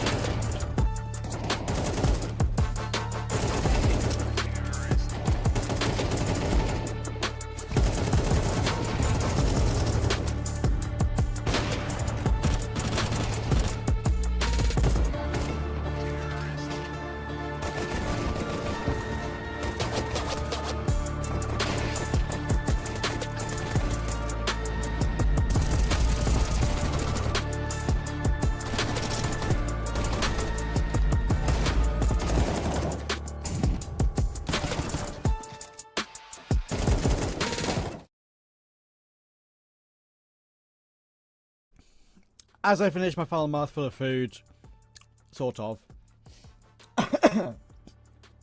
we are live, sort of, for the following map here between Last Resort and Hyper Spirit. It's going to be Inferno. We've already seen Hyper Spirit look very, very good on Dust 2 with their new lineup. Their first time they're playing at all on HLTV for 8 weeks. That game 8 weeks ago was in European Pro League. They lost to Sashi. That was with their full Romanian lineup.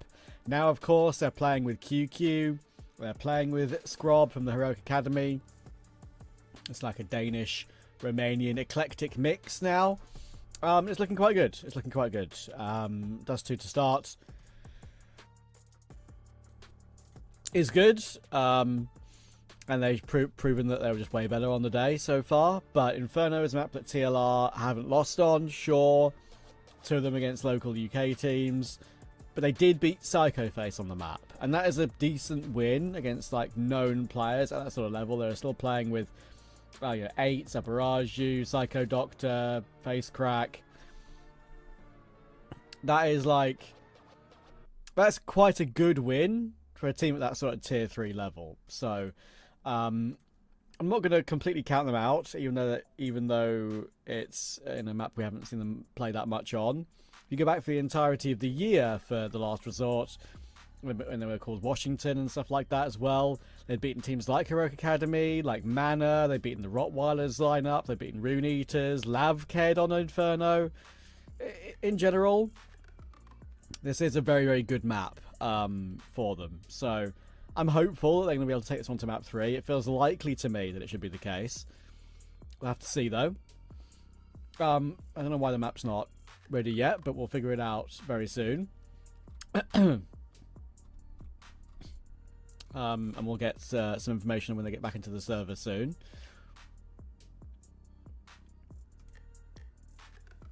Ancient is the decider as well, if we actually do need it. And that is one that Hyper Spirit do play, at least a little bit. They've won it twice. Again, old lineup, so you can't really count it in a way. TLR played it quite a bit recently, but have even lost it against some local UK teams at Epic Land. So, one I'm a bit concerned they could get overrun on. And considering how map 1 went, they have just gotten plainly overrun today anyway. So, I rushed my food to be ready for the game, and it's apparently not started. So can we get some information on what's going on here, please? I'd like to be able to finish my last few mouthfuls before we go live into the map. Hopefully... Waiting for a camera? Okay. Can we go to a very, very quick break so I can finish my food, please? Match is live? Okay, I'll finish it off camera then. All good. Going into Inferno right now. Between these two, here we go, and let's get started.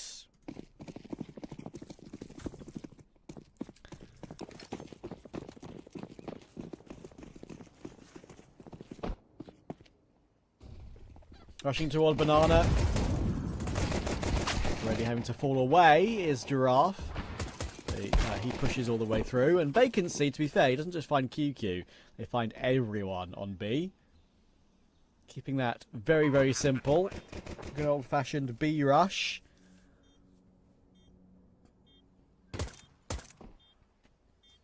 They might have a kit on one, but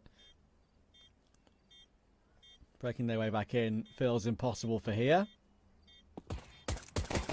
Vacancy with his tap, and that leaves it impossible for the final. It's a big quad kill from Vacancy to start off Inferno.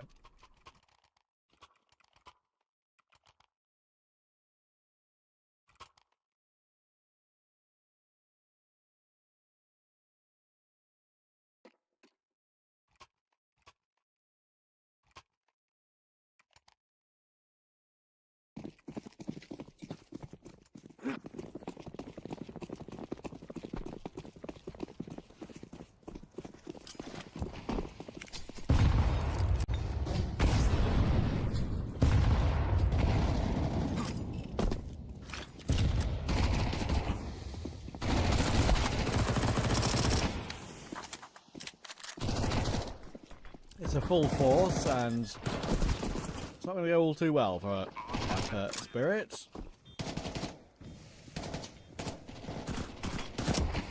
Hyper Spirit are one of those sort of teams where they can just very much ride off the momentum.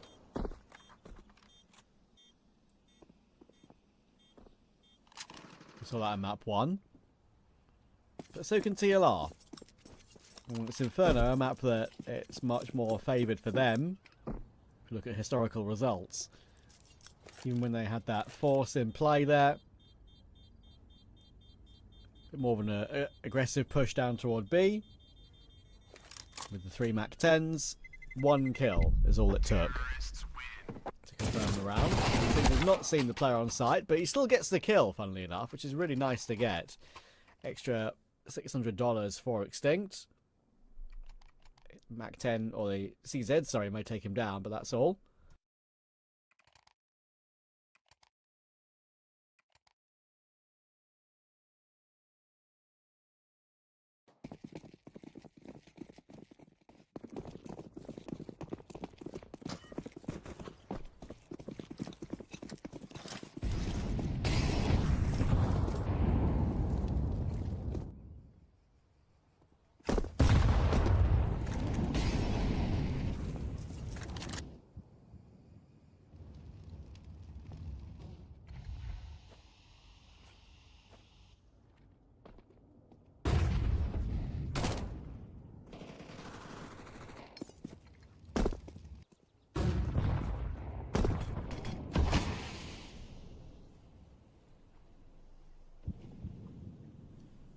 Still going to worry about 4 or 5 players, obviously, in any given round, but here you really only need to worry about 3. Scrub, CZ, the 5-7 and the Deagle that have been saved. USPs on Star and QQ.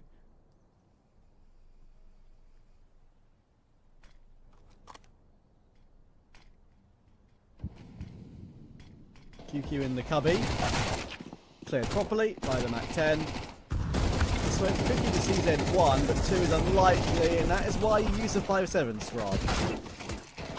Never mind, he's allowed to reload. Okay, they've won the round. With the same pistols and the USPs, they're able to beat Last Resort when they go through that smoke. Going through the smoke in that scenario is always dangerous. And look, they shouldn't have ever lost that round, but were gifted the opportunity, Hyper Spirit, and they will take it with open arms. I don't know why Scrub would nerf himself like that and use the CZ in that position. I know he got 2, but it's he's got very lucky to be able to get the reload off. He had a 5-7 there. He gets both kills with ease, honestly. So Scrub is just nerfing himself by using the CZ for some reason. And TLR are nerfing themselves by going through smokes, and they shouldn't.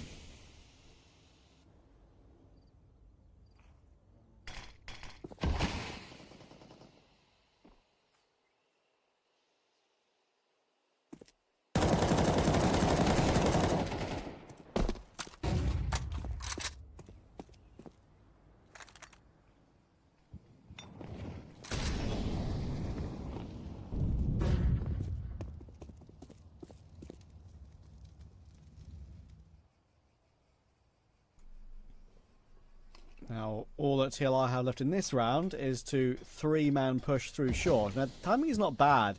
It's only Scrub with the Mac 10 here. He's going to be pre-fired, but the Mac 10 gets 1. That's all they needed to do in that scenario. The little Sia Cardell gets 1 of his own as well. That activates QQ, no problem. 4 players alive, down to an Eco TLR. Hyper Spirit looking good again.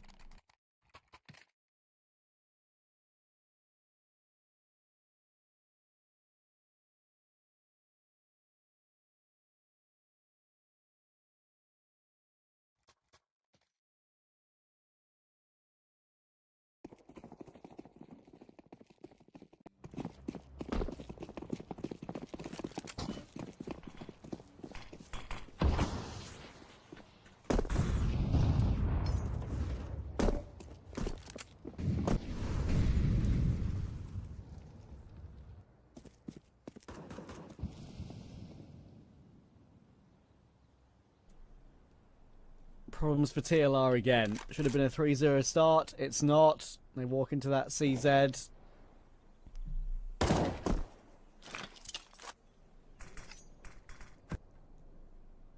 All goes awry from there.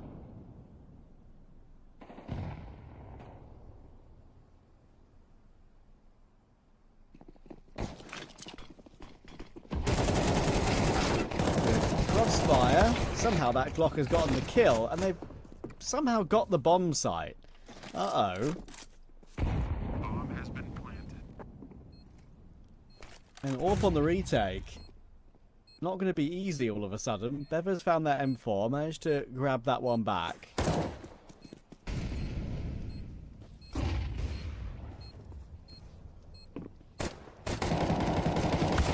He will find his one, and it's a good transfer, to be fair.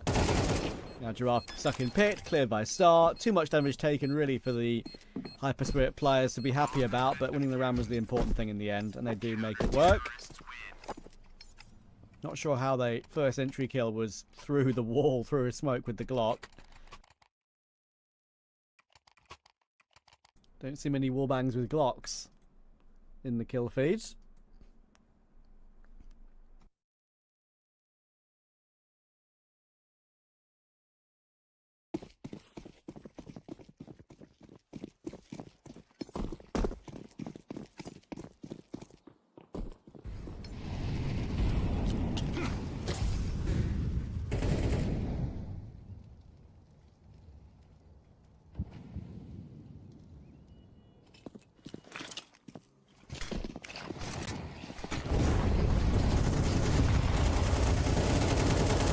To break the back of the smoke.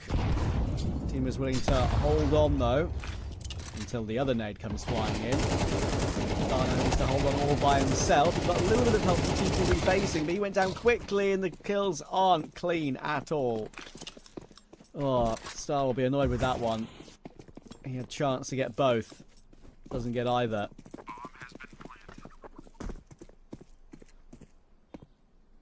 It's very messy.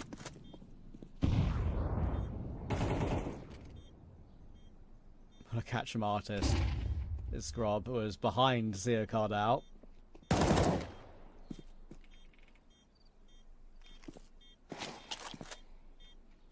No kit. Incendiary will move Bev around to the open, but the round is over. You can see Giraffe is charging in, thinking it could be a risk that he's lost this round, but it's not. There is that kit in Banana, unfortunately. Zero Card out will kill everyone, which makes the buy awkward for TLR. But it is TLR's round. Nice to them.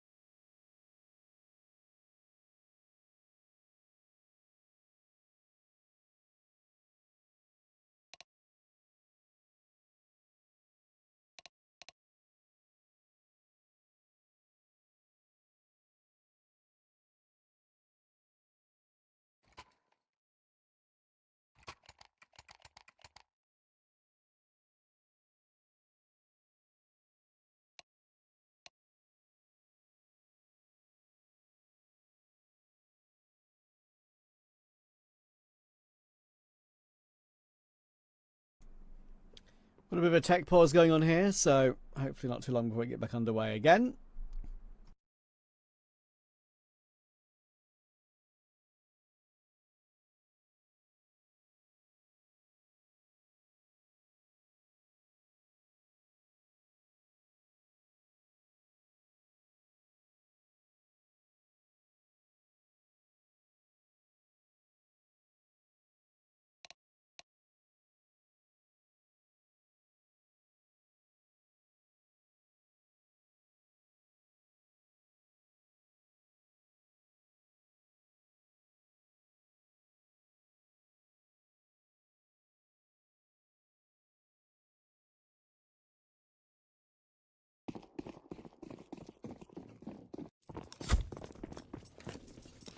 And here we go. Really important round for TLR to win, but as I said, nobody surviving after the victory to make it 3-3. Means that their money is pretty rough. Utility is acceptable.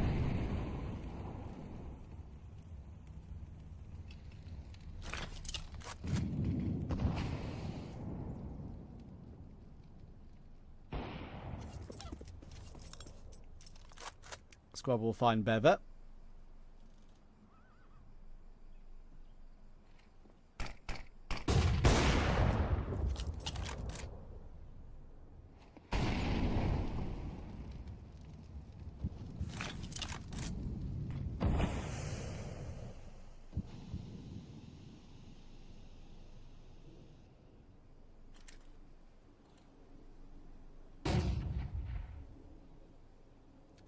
Not put off by that flash towards that position, and he gets Vacancy full blind. That's going to be really annoying for Vacancy.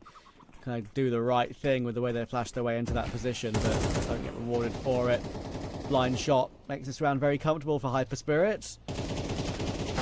Graph is all alone and removed.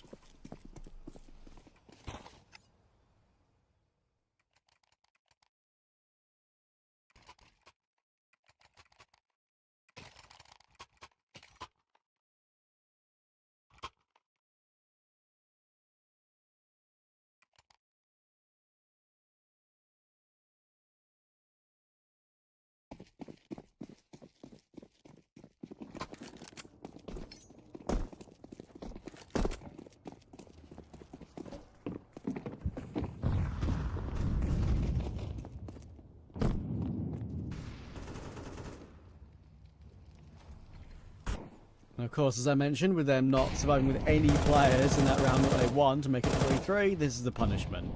Immediately back down to Glocks again, and I'm not sure they'll be finding as much progress as they did last time they had a buy like this, when they had that 1 P250. I think they got 2 kills and a plant on the A-bomb site. This one feels even more unlikely to be able to do too much.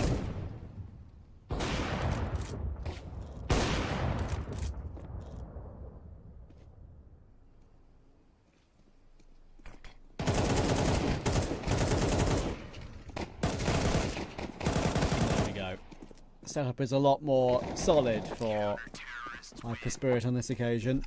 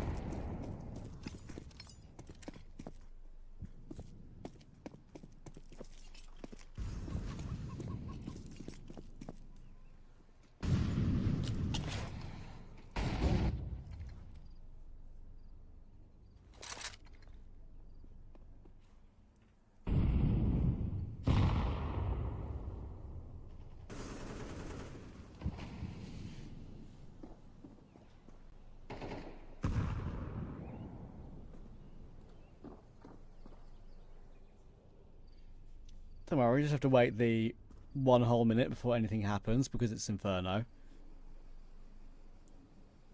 We're going to be waiting more than a minute. Okay, finally something's happening. They wait out the smokes in Banana and we'll move up to towards the top of it with 3 players on A for Hyper Spirit, still 2 on B. They're going to go off the back of that incendiary that's been thrown. They're going to be ahead of it, and I do feel like that's going to be enough for them to take the site. TLR been very successful on B.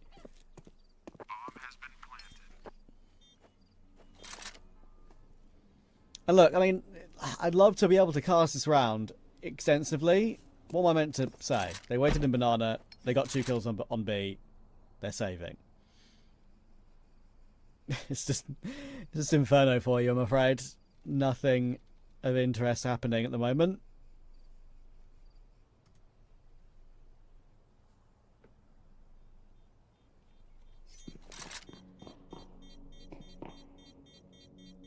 And this time TLR are going to be able to keep more than just a few players alive because Yeah, very far away from the bomb. Terrorists win. Can survive with 2 of them in toward the altar position in the church as well, obviously.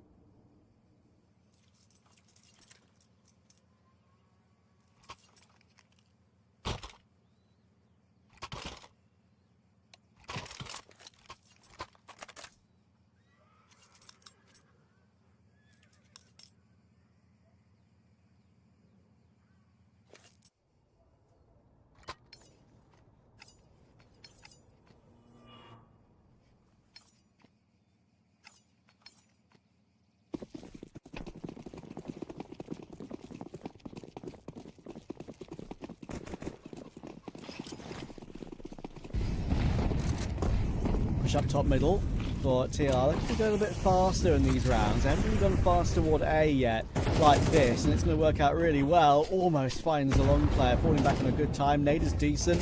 Chunks down 3 players to one-shot, headshotable range with the M4s. Galil.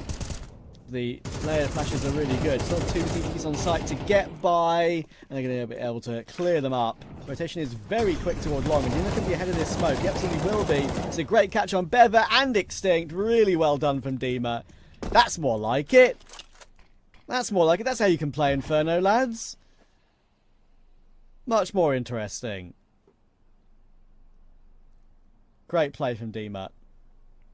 Artist needs a 1v2, which feels unlikely.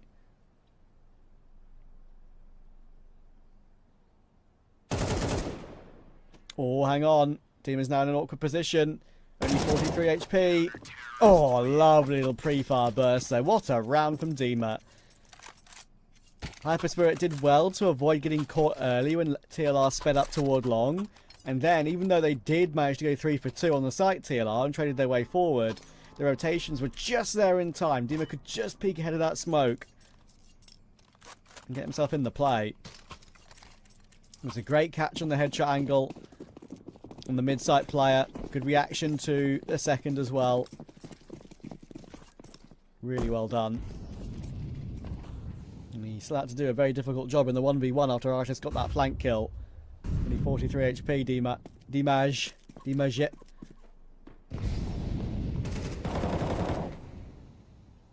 was great work.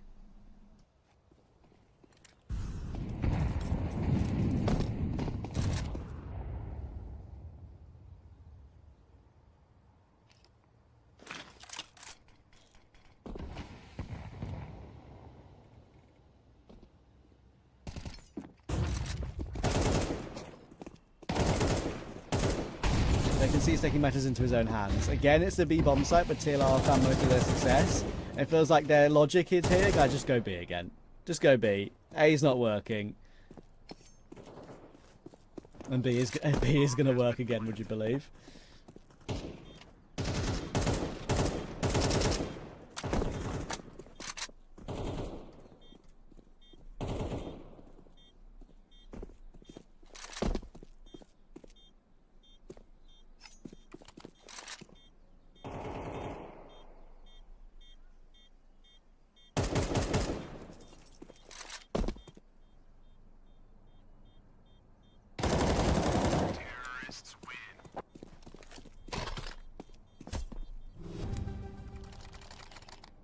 Artist will close. There'll be nothing saved for Hyper Spirit. Because we've had so many back and forth rounds, they might have some limitations on their buy coming into this final round. Let's have a look. It's not that bad.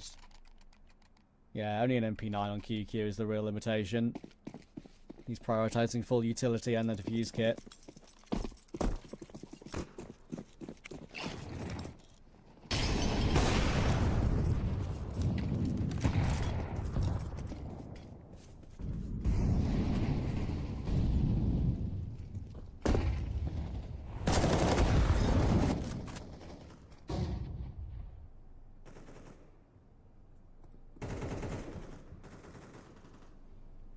Artist moving forward very aggressively, and that flash does not affect him at all. It's a great catch on Sia card out. Chance for a 6-6 half here for TLR. It was a 10-2 to Hyper Spirit on map 1. So either way, this is a big improvement. In general, TLR's good work on Inferno, if you go through the entirety of the calendar year, and the 21 maps they played on it, slightly better on that CT side.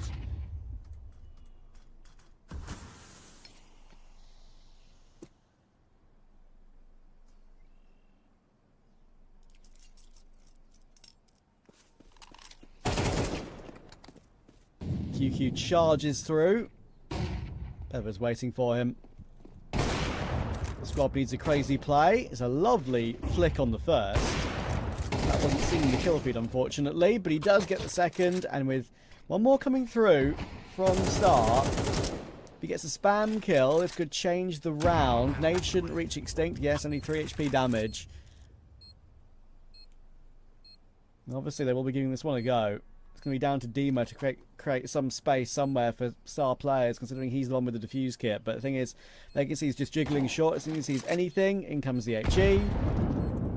Demo now almost dead. He's picked up a kit himself, but they need to somehow get past Pit, and they can't get past Extinct either. That's the crossfire of dreams. They pre-fire on one. Oh, he's reacted for the second as well. Where's that bomb? He's got that bomb. What a clutch from star players. We saw him have a great map 1, and that is a fantastic end to the first half of Inferno as well, to get a 7-5 when it probably should have been a 6-6.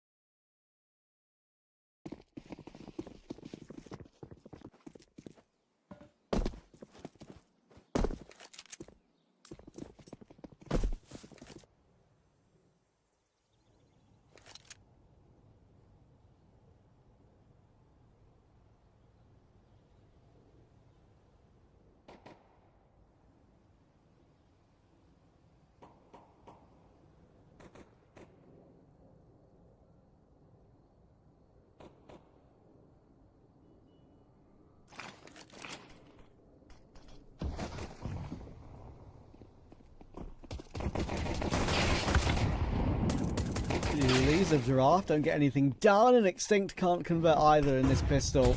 Artist 4 HP, needs a crazy move, had to go for a crazy move, not going to work. Vacancy's 1v4.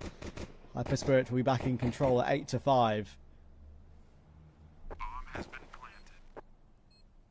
planted. As I said, they might just not win that many Infernos, Hyper Spirit. The entire calendar year, they've only played it 3 times, they've lost it 3 times.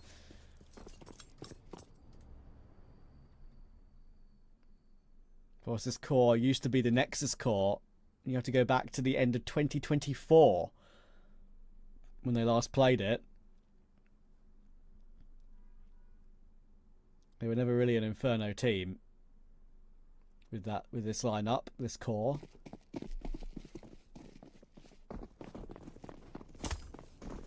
Hyper Spirit, as I said, 3 months is really the only 3 reps they've got on the map. And they're all losses, albeit close ones to Bebop, Inox Division and Sashi.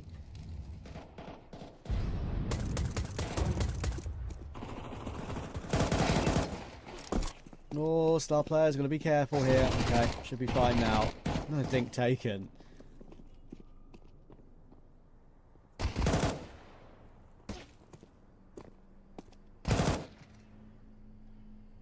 So Cardell will find Giraffe, and that means Vacancy is going to get caught. Easy for Scrob.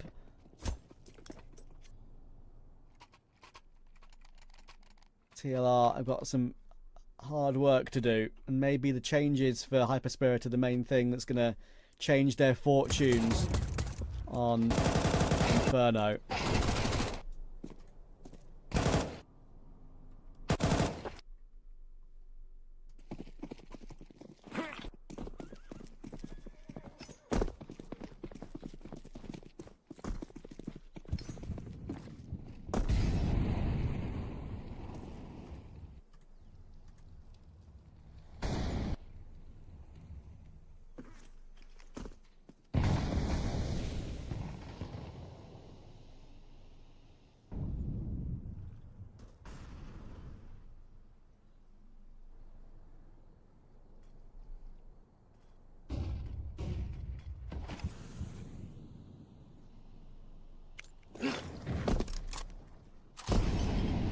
huge round for TLR to have any sort of handle-hold in this map still.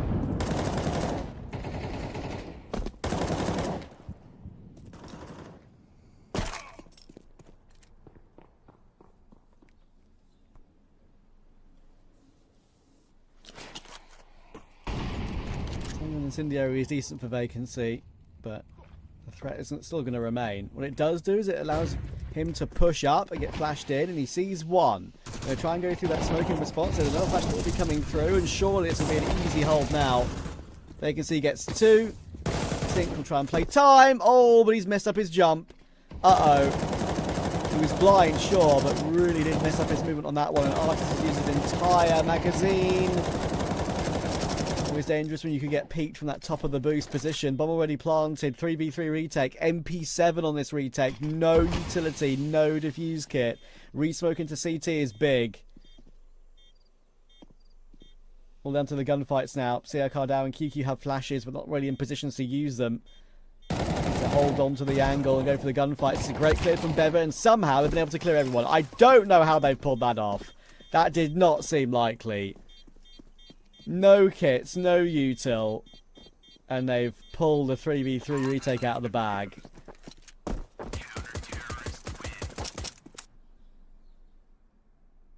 That's a disappointing one for Hyper Spirit. They had that one locked and loaded. As they caught Extinct in the way they did here.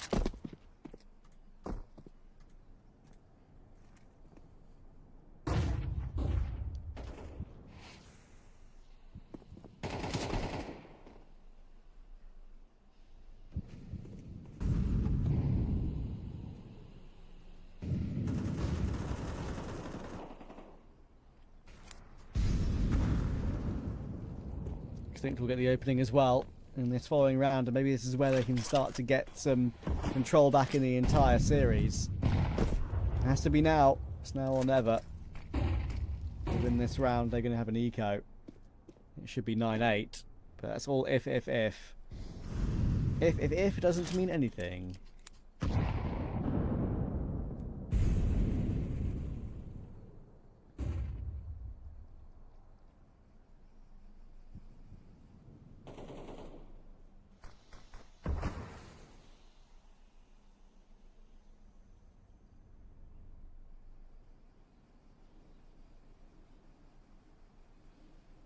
Getting encroached upon here is Giraffe and Bever. They're not really ready for them to be so far up short, because Giraffe is only spotting the front of the site.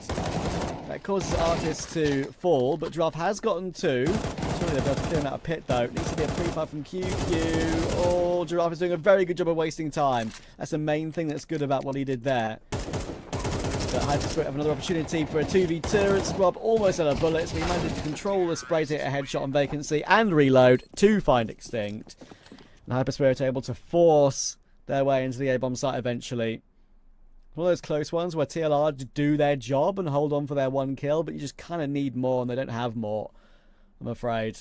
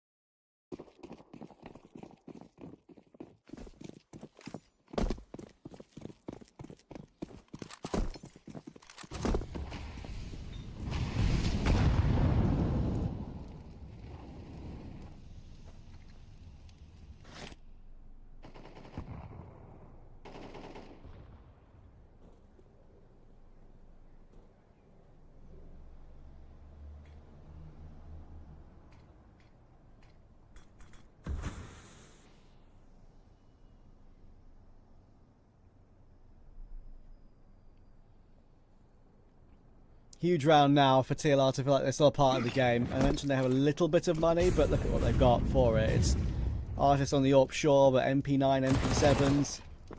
It's enough on Inferno more often than not, though. And that's what we're seeing here. Giraffe is on a very good angle. There's no way Kiki predicts this one, but now maybe he will. Oh, it's a little bit whiffy, but Giraffe is lucky to stay alive. One more bullet and he would have been taken down. They know there's 2 players in apartments, and that's why Star Players is pushing toward long. He's trying to get the gap that's available to him. They figured that out, Hyper Spirit, and they could creep through Arch. It's now being guessed by Vacancy, though. Or is it? They're both shifting back to the site. Dima, he would love to have any piece of utility, but I'm not sure he does to really sell the fact that they're mainly coming through Banana. And here comes the rotation coming from Extinct as well. He's going to catch them, or Giraffe, sorry. He's going to catch them in the back. Oh, but he's missed his opportunity. It's a very awkward gap round that pole. The molly is good. Although we're at the second player. First orange though. Vacancy, he needs 2 kills from this position. He's trying to play Trigger Discipline. It's so awkward. Bomb drops on the floor with 8 seconds. That's a really good move from Vacancy, and somehow they had no idea where he was. The way that Dima just peeked back through and ran back past him. It's like, wait, he's Banana? No, he's first orange, bro. He's right in front of you. And the reason Vacancy does such a good job there is because he picks out the bomb carrier first. It's not just the kills. It's the fact that with 8 seconds on the clock, you can see here, he goes for the bomb carrier first, putting the bomb on the floor, meaning they have to go for kills, meaning it's not possible to win the round anymore. So Eco coming in, 10-8 coming in.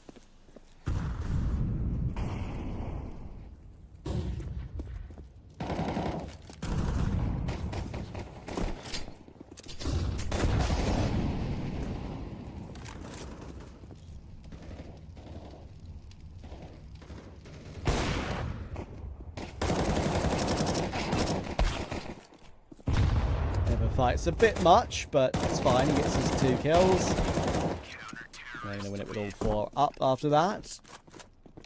10-8 confirmed. Buy will come back in for Hyper Spirit, and a timeout is rightly used.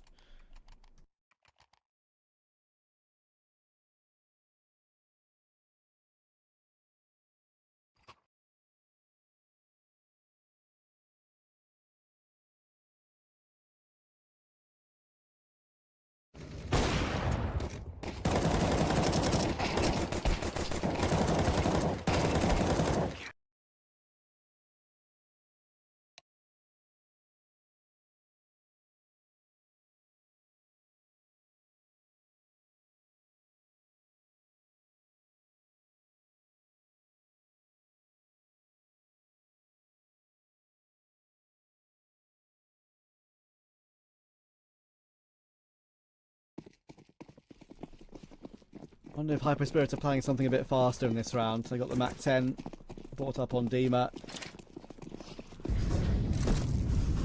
This is a regular default for now.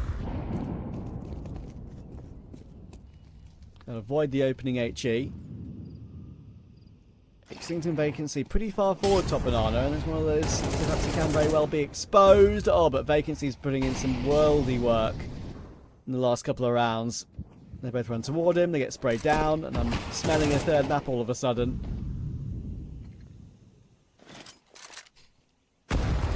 Oh, the nade, that's unbelievable. It gets lodged in between the player and the wall near the barrels. So when they're going for the boost, they both get tagged down to 39 and 44 HP respectively. That's insane.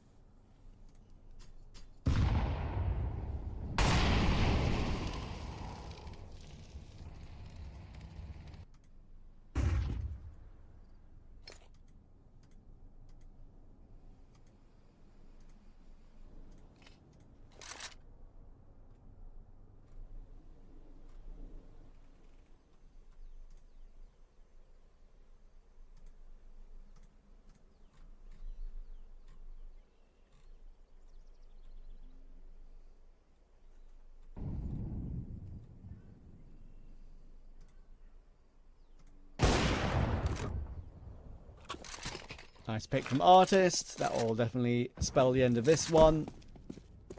QQ, got to deal with Vacancy, pushing down top middle as well to try and save that AK. Flash is good, but he's not peeking Vacancy while he's blind. Vacancy's able to get into the Cubby.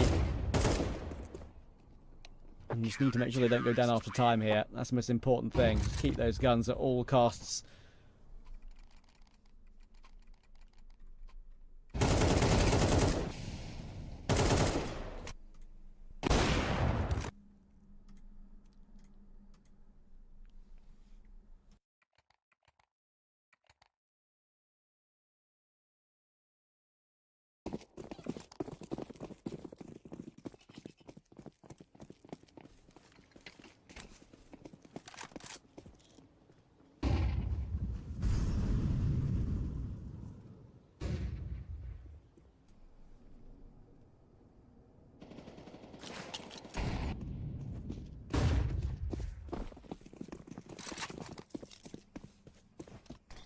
But here we go. Big problems for TLR all of a sudden. They're going to lose vacancy top banana. And now they have the B bomb site all to themselves. They keep breaking these smokes to try and fight though, and it just doesn't seem like Hyper Spirits are ready for this more often than not. They've got 2 more HEs as well. And there's no more resmokes. All of a sudden this is definitely set up to be a Hyper Spirit loss. Bomb plant can only just come through. Double HE on Artist and Giraffe, like I said. There's the first one that comes in. It removes Dima. He was the bomb carrier. This is really good work from TLR to try and wrestle this one back, considering they lost B so quickly. Usually, you'd see many teams just run off and save and say it's round over.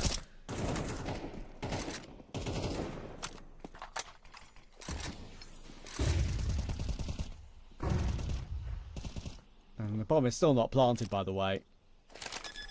He's going to do it as he's the high health player. But Bebop does overswing a little bit toward the coffin position, and that gives him an opportunity. That has to be QQ on the edge of the site. He's going to be allowed to hop back away and play the off angle, but the thing is, there are kits available. They don't need to rush this to Artist or Giraffe, and they both peek it together. One player hopping up, one player swinging wide. That's the way to do it. Hyper Spirit, when they got the 5v4, they should have probably held on to that one, but they get caught by a lot of utility.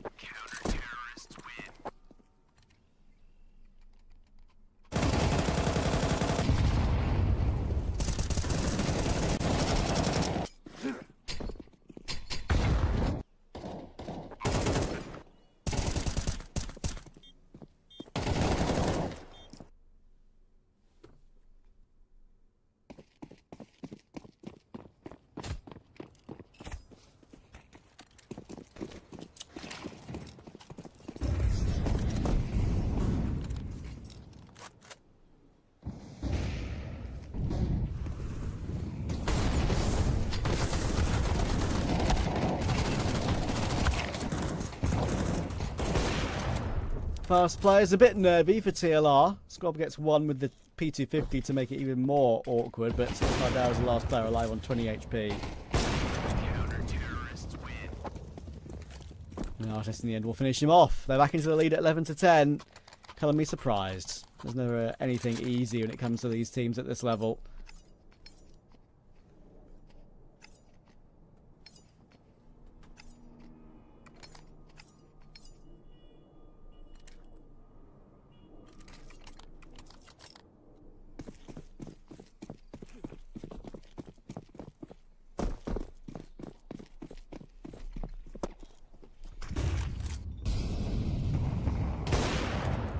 Lovely pick from Artist as well. He's being more bold with them now and it's paying off.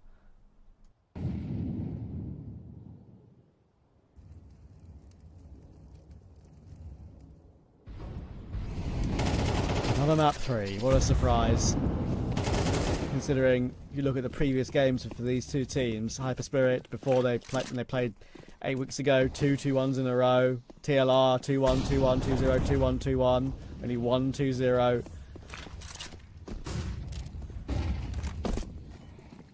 Teams aren't good enough at this level to win Series 2-0 anymore. feels so rare. And yeah, that was always going to happen. Star players trying to plant, but spam from Extinct comes through. It's another example of Hyper Spirit getting the B-bomb site, but just not knowing what to do with it after the fact. It just kind of doesn't make much sense. They're trying to brawl their way out, and thankfully for Dima, it's working. Artist is going to go down. All of a sudden, the round turns on its head, and it's a 3v2. Good reaction from Scrub, not trained by Giraffe in CT, and Dima holds on. That has felt like the more unlikely one for them to be able to grab on B, actually, out of all the other ones they've had previously. But of course, this is the one they end up winning.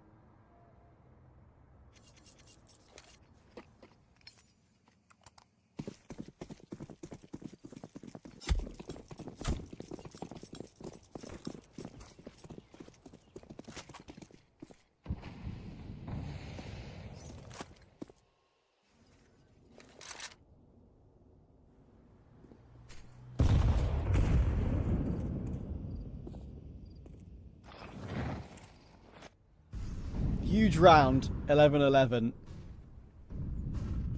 Both buys, a little bit rough around the edges, obviously. A little bit lacking on utility of a few players for Hyper Spirit, but overall it's fine.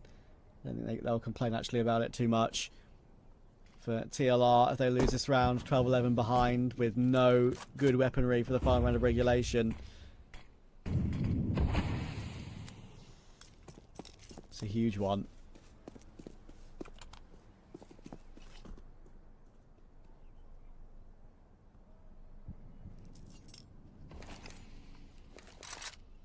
Three players set up on B as well for TLR, which I do like. I think that's the correct move. You've got Artist on A, even though he's fallen back to like a secondary or tertiary checkpoint on short. I think I'd much prefer three players on B. There's the first that will go down, but Bevan gets himself his second, and they've still got Extinct behind the smoke. They're going to be ready for that. Oh, they are. They are indeed. That's an incredible pick. That makes a difference.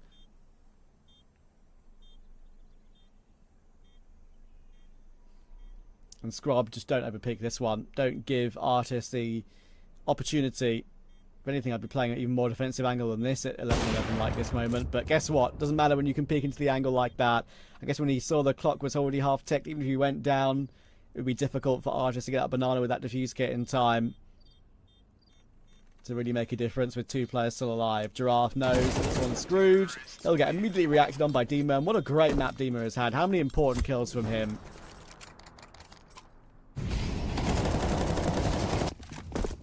Never does quite well to find his two, but he watches all his teammates fall around him.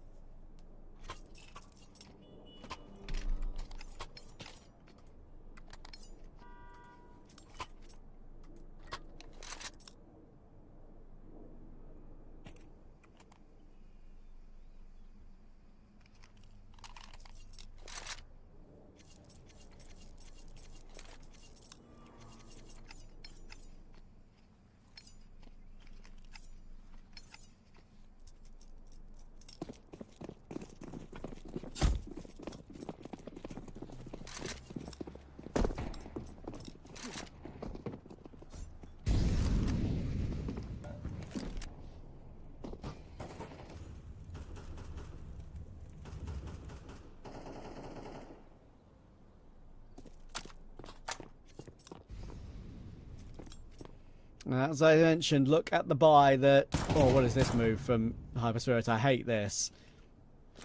Actually, in fact, I despise this. When you should be very, very aware of what the economy is like for TLR at the end of the game. You're gifting 5-7s, close range fights, going toward the apartments? Not for me. Not for me at all. That is so risky. And they're still waiting up there. Okay, well, I guess if Giraffe is going to give his life up like that, then fair enough. But invariably, being in the apartments against 5-7s when it's this stage of the game, 12-11, you're just gifting a chance for a CT to get up and close and personal to you. Possibly my least favourite call I've seen in a while. But they might still win it. Artis has gotten one with his Mag 7. There's still one player on B. That top line will be re-smoked now, and that might just force Hyperspirit to make their move toward A a bit faster. They are going long, though. Tia Cardao, you need to keep your eye on the shot when your two teammates aren't watching it. There's information on the first 5-7. QQ tagged down low. 20 seconds left. They're going to try and go through the smoke with one player short. It's so weird. I just hate everything about this. We're body blocking in the smoke with 13 seconds to go. The 5-7 whiffs a little bit, but Extinct does get his one. Might not matter. Bomb plant can come through with 12 seconds on the clock. And it was a bit less than 12 seconds, I think, to be fair. It was like 8. And they can see. He's got an AK. He's been spotted out. The Hyperspirits are going to find a way to get this one done in 2. TLR will go down 2-0 in the end. And Hyperspirit, with their 2 new additions, with QQ, with Scrob, not a full Romanian team anymore. It is a mix again with 2 Danes in the Romanian core. They'll get it done, and they'll get it done impressively as well. That was a very difficult grind on Inferno. It's a map that TLR are good on. They've gotten great wins on the map historically. I want to give a lot of credit to Dima. There were a lot of moments where his kills, his frags in these sort of close scenarios were really, really important. And that's what made the difference in the end for me. Especially that one round where he fought through on the retake on the CT side onto the A-bomb site. Which some of you might remember. Final round of the game there was really, really worrying. I think if you play that round out again 10 times, 5 times that goes TLR's way, and 5 times that goes Hyperspirit's way. Because playing that close range against that sort of purchase never feels like it's a comfortable scenario for me, that's for sure. And going through those smokes as well, could have easily gone the other way. It was awkward, it was really awkward. But yeah, in the end they got over the line. We've got 2 more games to come before I hand over to, when I hand over to my colleague, good old Tony. We love Tony. Honvéd versus Bebop and Ents versus Enjoy. Ents should be a fun watch because they've been making some progress lately with their new finished project, obviously. But for now, for me, I'm done, and I'll see you soon.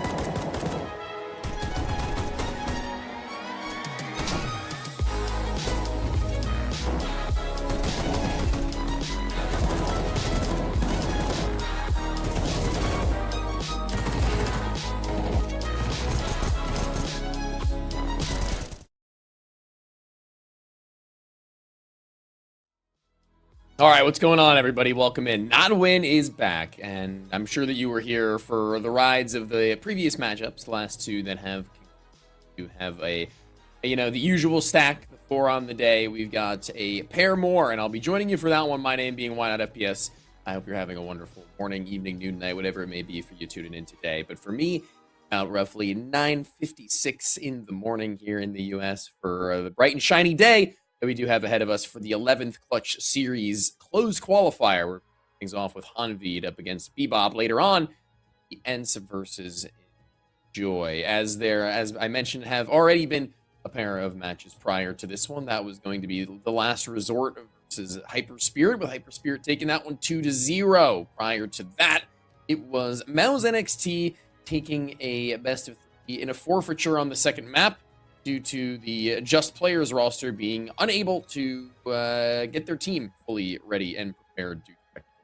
So, with that now being true, we have Honvéd, Bebop, give ourselves a best of 3 to still tear on through. And there is a little bit of an asterisk on this one as far as the Honvéd roster is concerned. As we've been informed, there is going to be a little bit of a substitution. A player who has been in and out of the Honvéd roster in a multitude of different positions and multitude of different players' places, that being Fiev today in the place of Martinez. Now, he's also taken the space of a multitude of other players in this roster at a different time period whenever needed and called upon, but I'm not so sure what his status with this roster really is. Is he just kind of like their sub, generally speaking? Is he kind of just on standby? I mean, obviously a very tight scene, I can only imagine, in Hungary. And also, a little bit of experience comes a long way, maybe, with Fliev being able to fill some of these roles, as he's been able to be, I guess, I don't know, a little bit more of a Swiss Army knife across the entirety of his career for many roster in the region. Now, insert, I've spoken about many a time. You can see the 1.17 rating. That is a pretty baller rating to have right now for the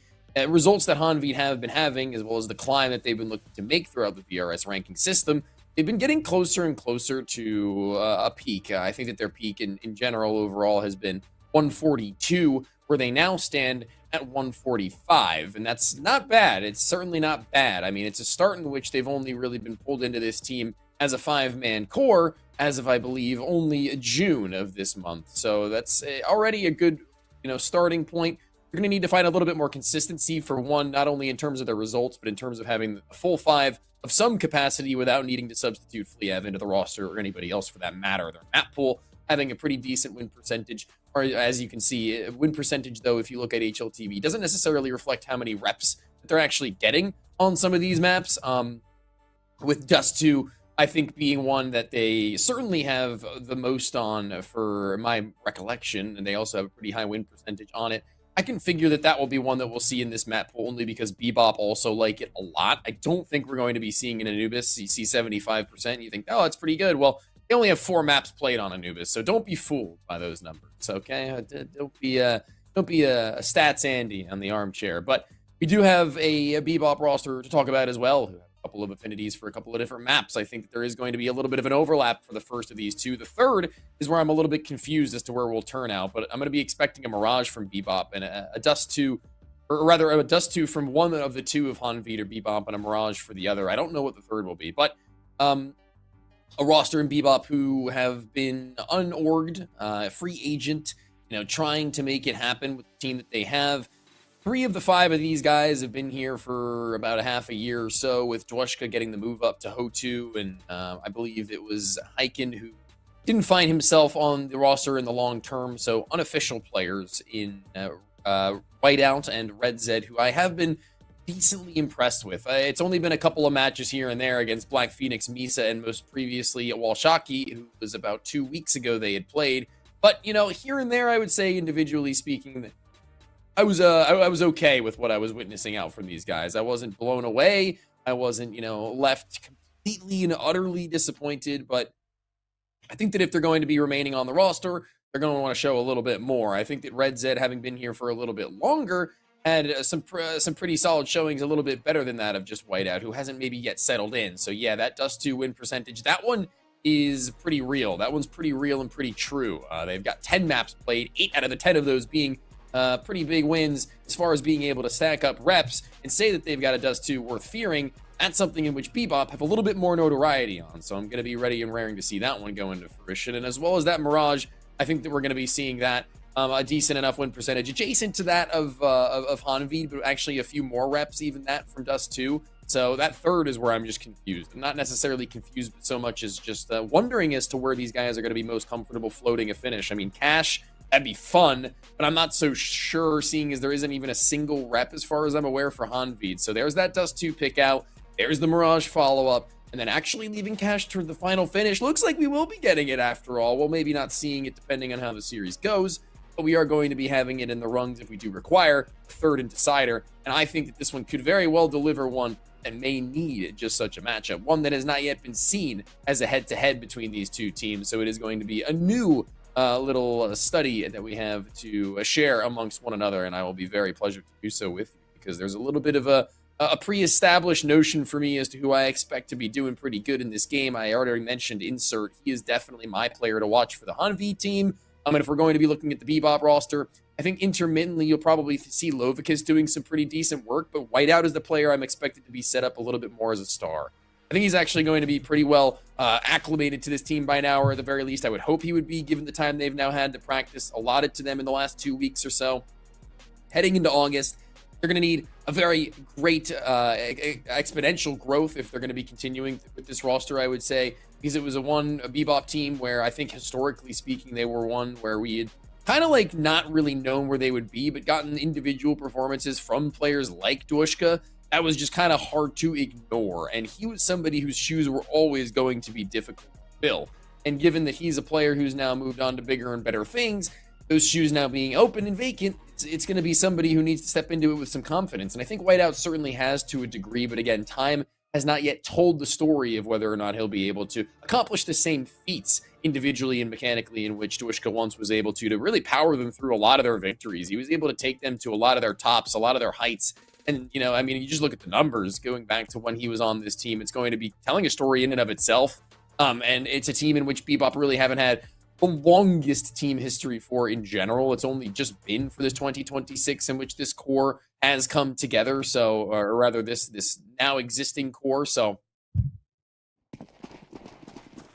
now got ourselves a big P2.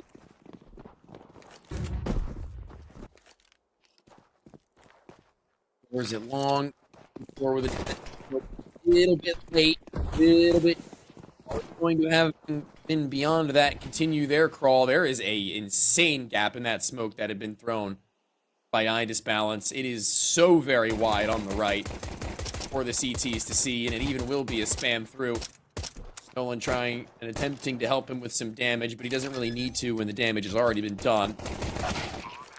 That's a little bit aggressive from Esor. He's got nobody with him to be able to help. But just tucked into elevator there and waited. Rival of the cat take, and they'll come. The tap away from Insert for a double out. Nolan was waiting here for a moment or two, doing his job and patiently keeping himself standing, but there is no 1v3 to be had by Faded. They've gone all around and about him.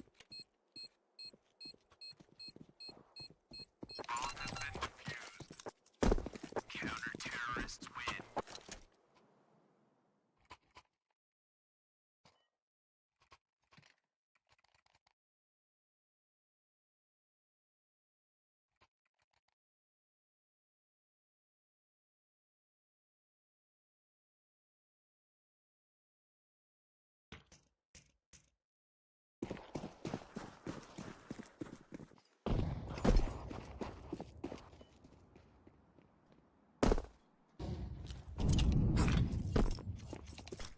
Looks like we've had a little bit of a disconnect.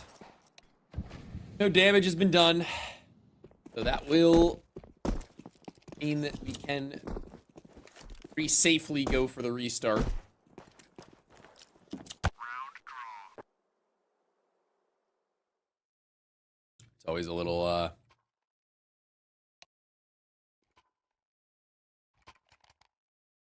hairy when question as to whether or not the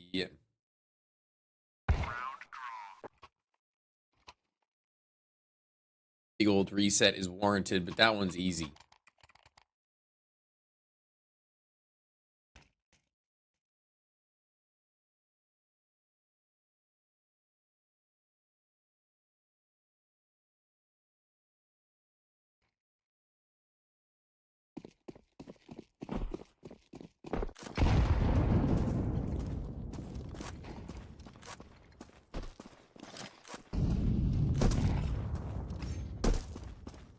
Take that long, though, so you don't have to be too worried.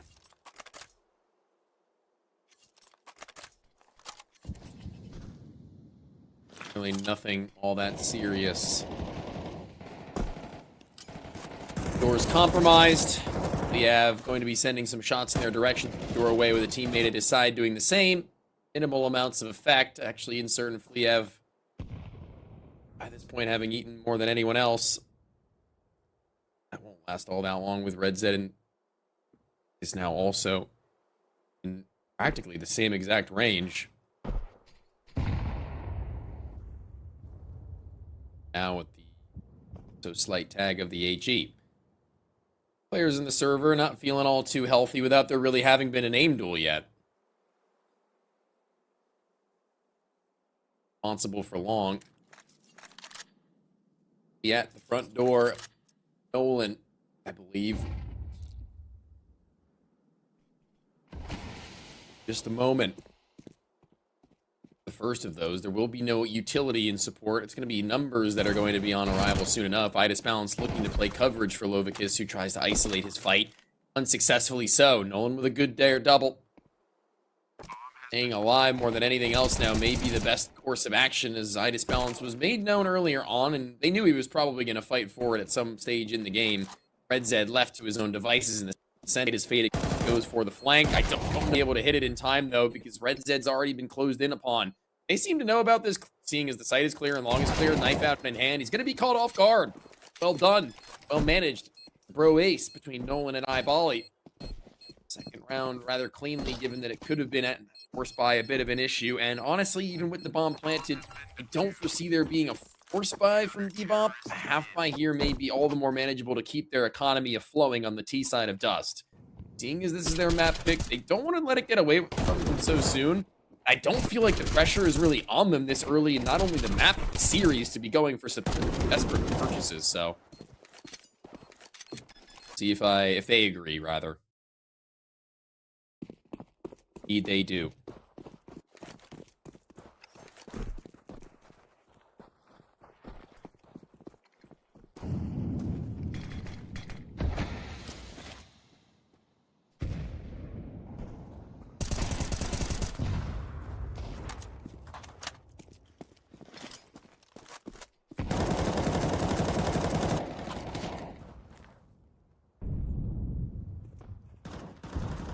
Player being killed out by its utility.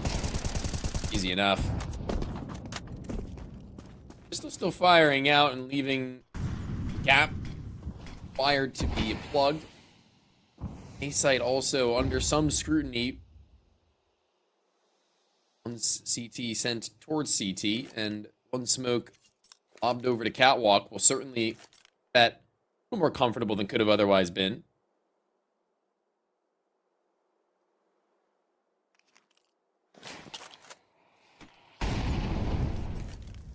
Follow-up burnout. They'll need to wait behind.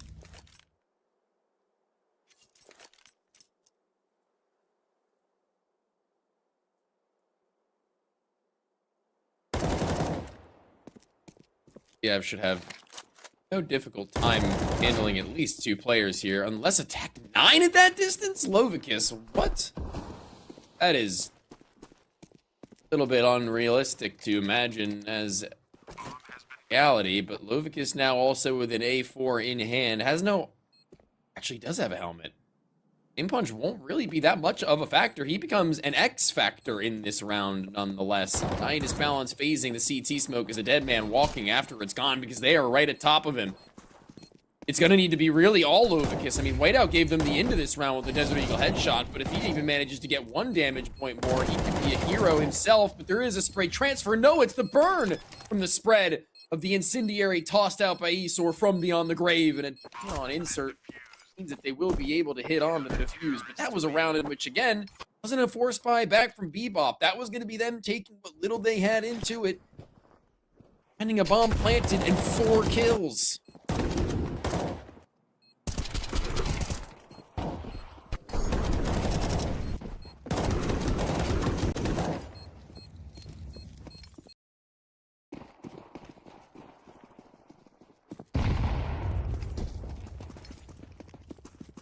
That's certainly something.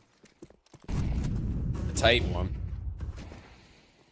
I'd say it's like early days of warning signs. That's around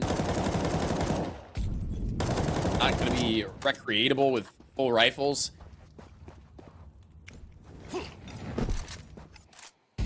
There's a decent amount of respect going on here from Honvéd, given their early lack of utility.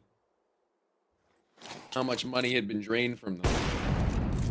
In that, to see that the 1-for-1 flip-flop from the op to op is going to be only upgraded to a pair by Idis Balance. Now found them 2 openings for their round overall, and a flip back 180 degrees from Lovicus deals with Nolan in a moment that an even keel round was required, and only going to be Esor now left on his op. Despite some decent maneuvers from both Nolan as well as the player on the B bomb site, able to secure only 1 kill between those 2 players is going to make it a difficulty for anybody to reasonably hold down their bomb site, let alone rotate. There goes their 4th. In comes Bebop with a round to speak of. A quick reaction from Esor there on this, who thought he had the drop onto him, seeing his gun barrel just around the bend.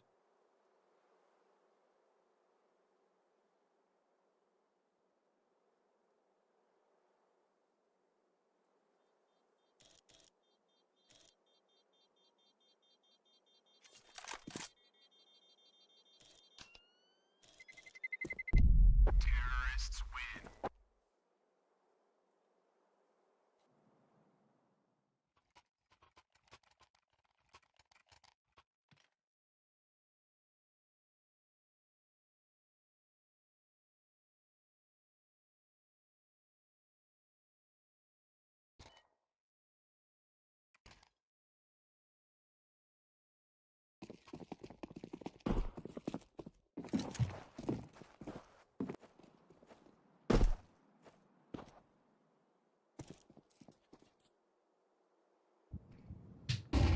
Lower they'll go. Flashbang to force the op off the angle. Red Zed, having seen the shoulder, eliminates him almost instantly. There were 2 more there, interestingly enough, but eyeball, he's 5'7". Was inspired to swing, or at the very least, hold the door for the cross. Punishes Red Zed for taking the life of his comrade moments before, but the op has been recovered, so at the very least, they've got that weapon. Push on ahead.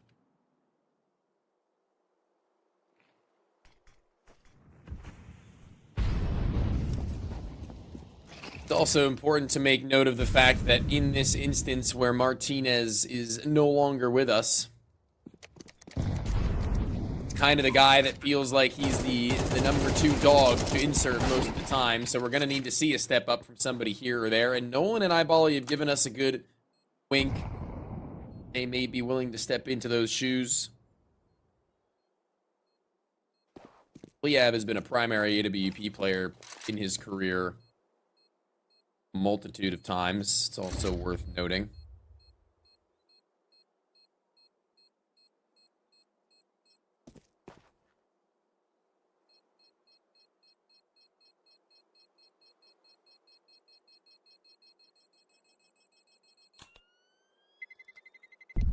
Terrorists win.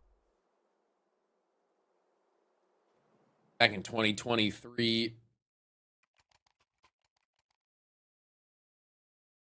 did it for a little while whilst on Budapest 5.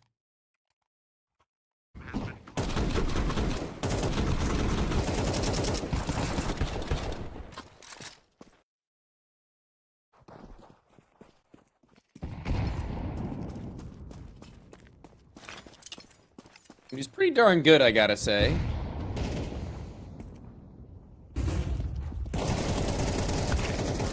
Never really anything crazy to write home about in that regard, but nice little meltdown at long for the pop that never comes to be, and a 5-7 peeled once more for Eyebally to then get his 4th.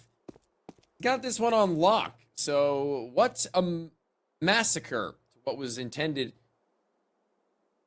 Faster paced play. Just garner some space even. They really wanted. to make an early move, and very clearly and evidently that has fallen flat on its face. Hang me out long, so say many a player in many a Dust 2 matchup, but Counter-terrorists win. those same players would be the first to tell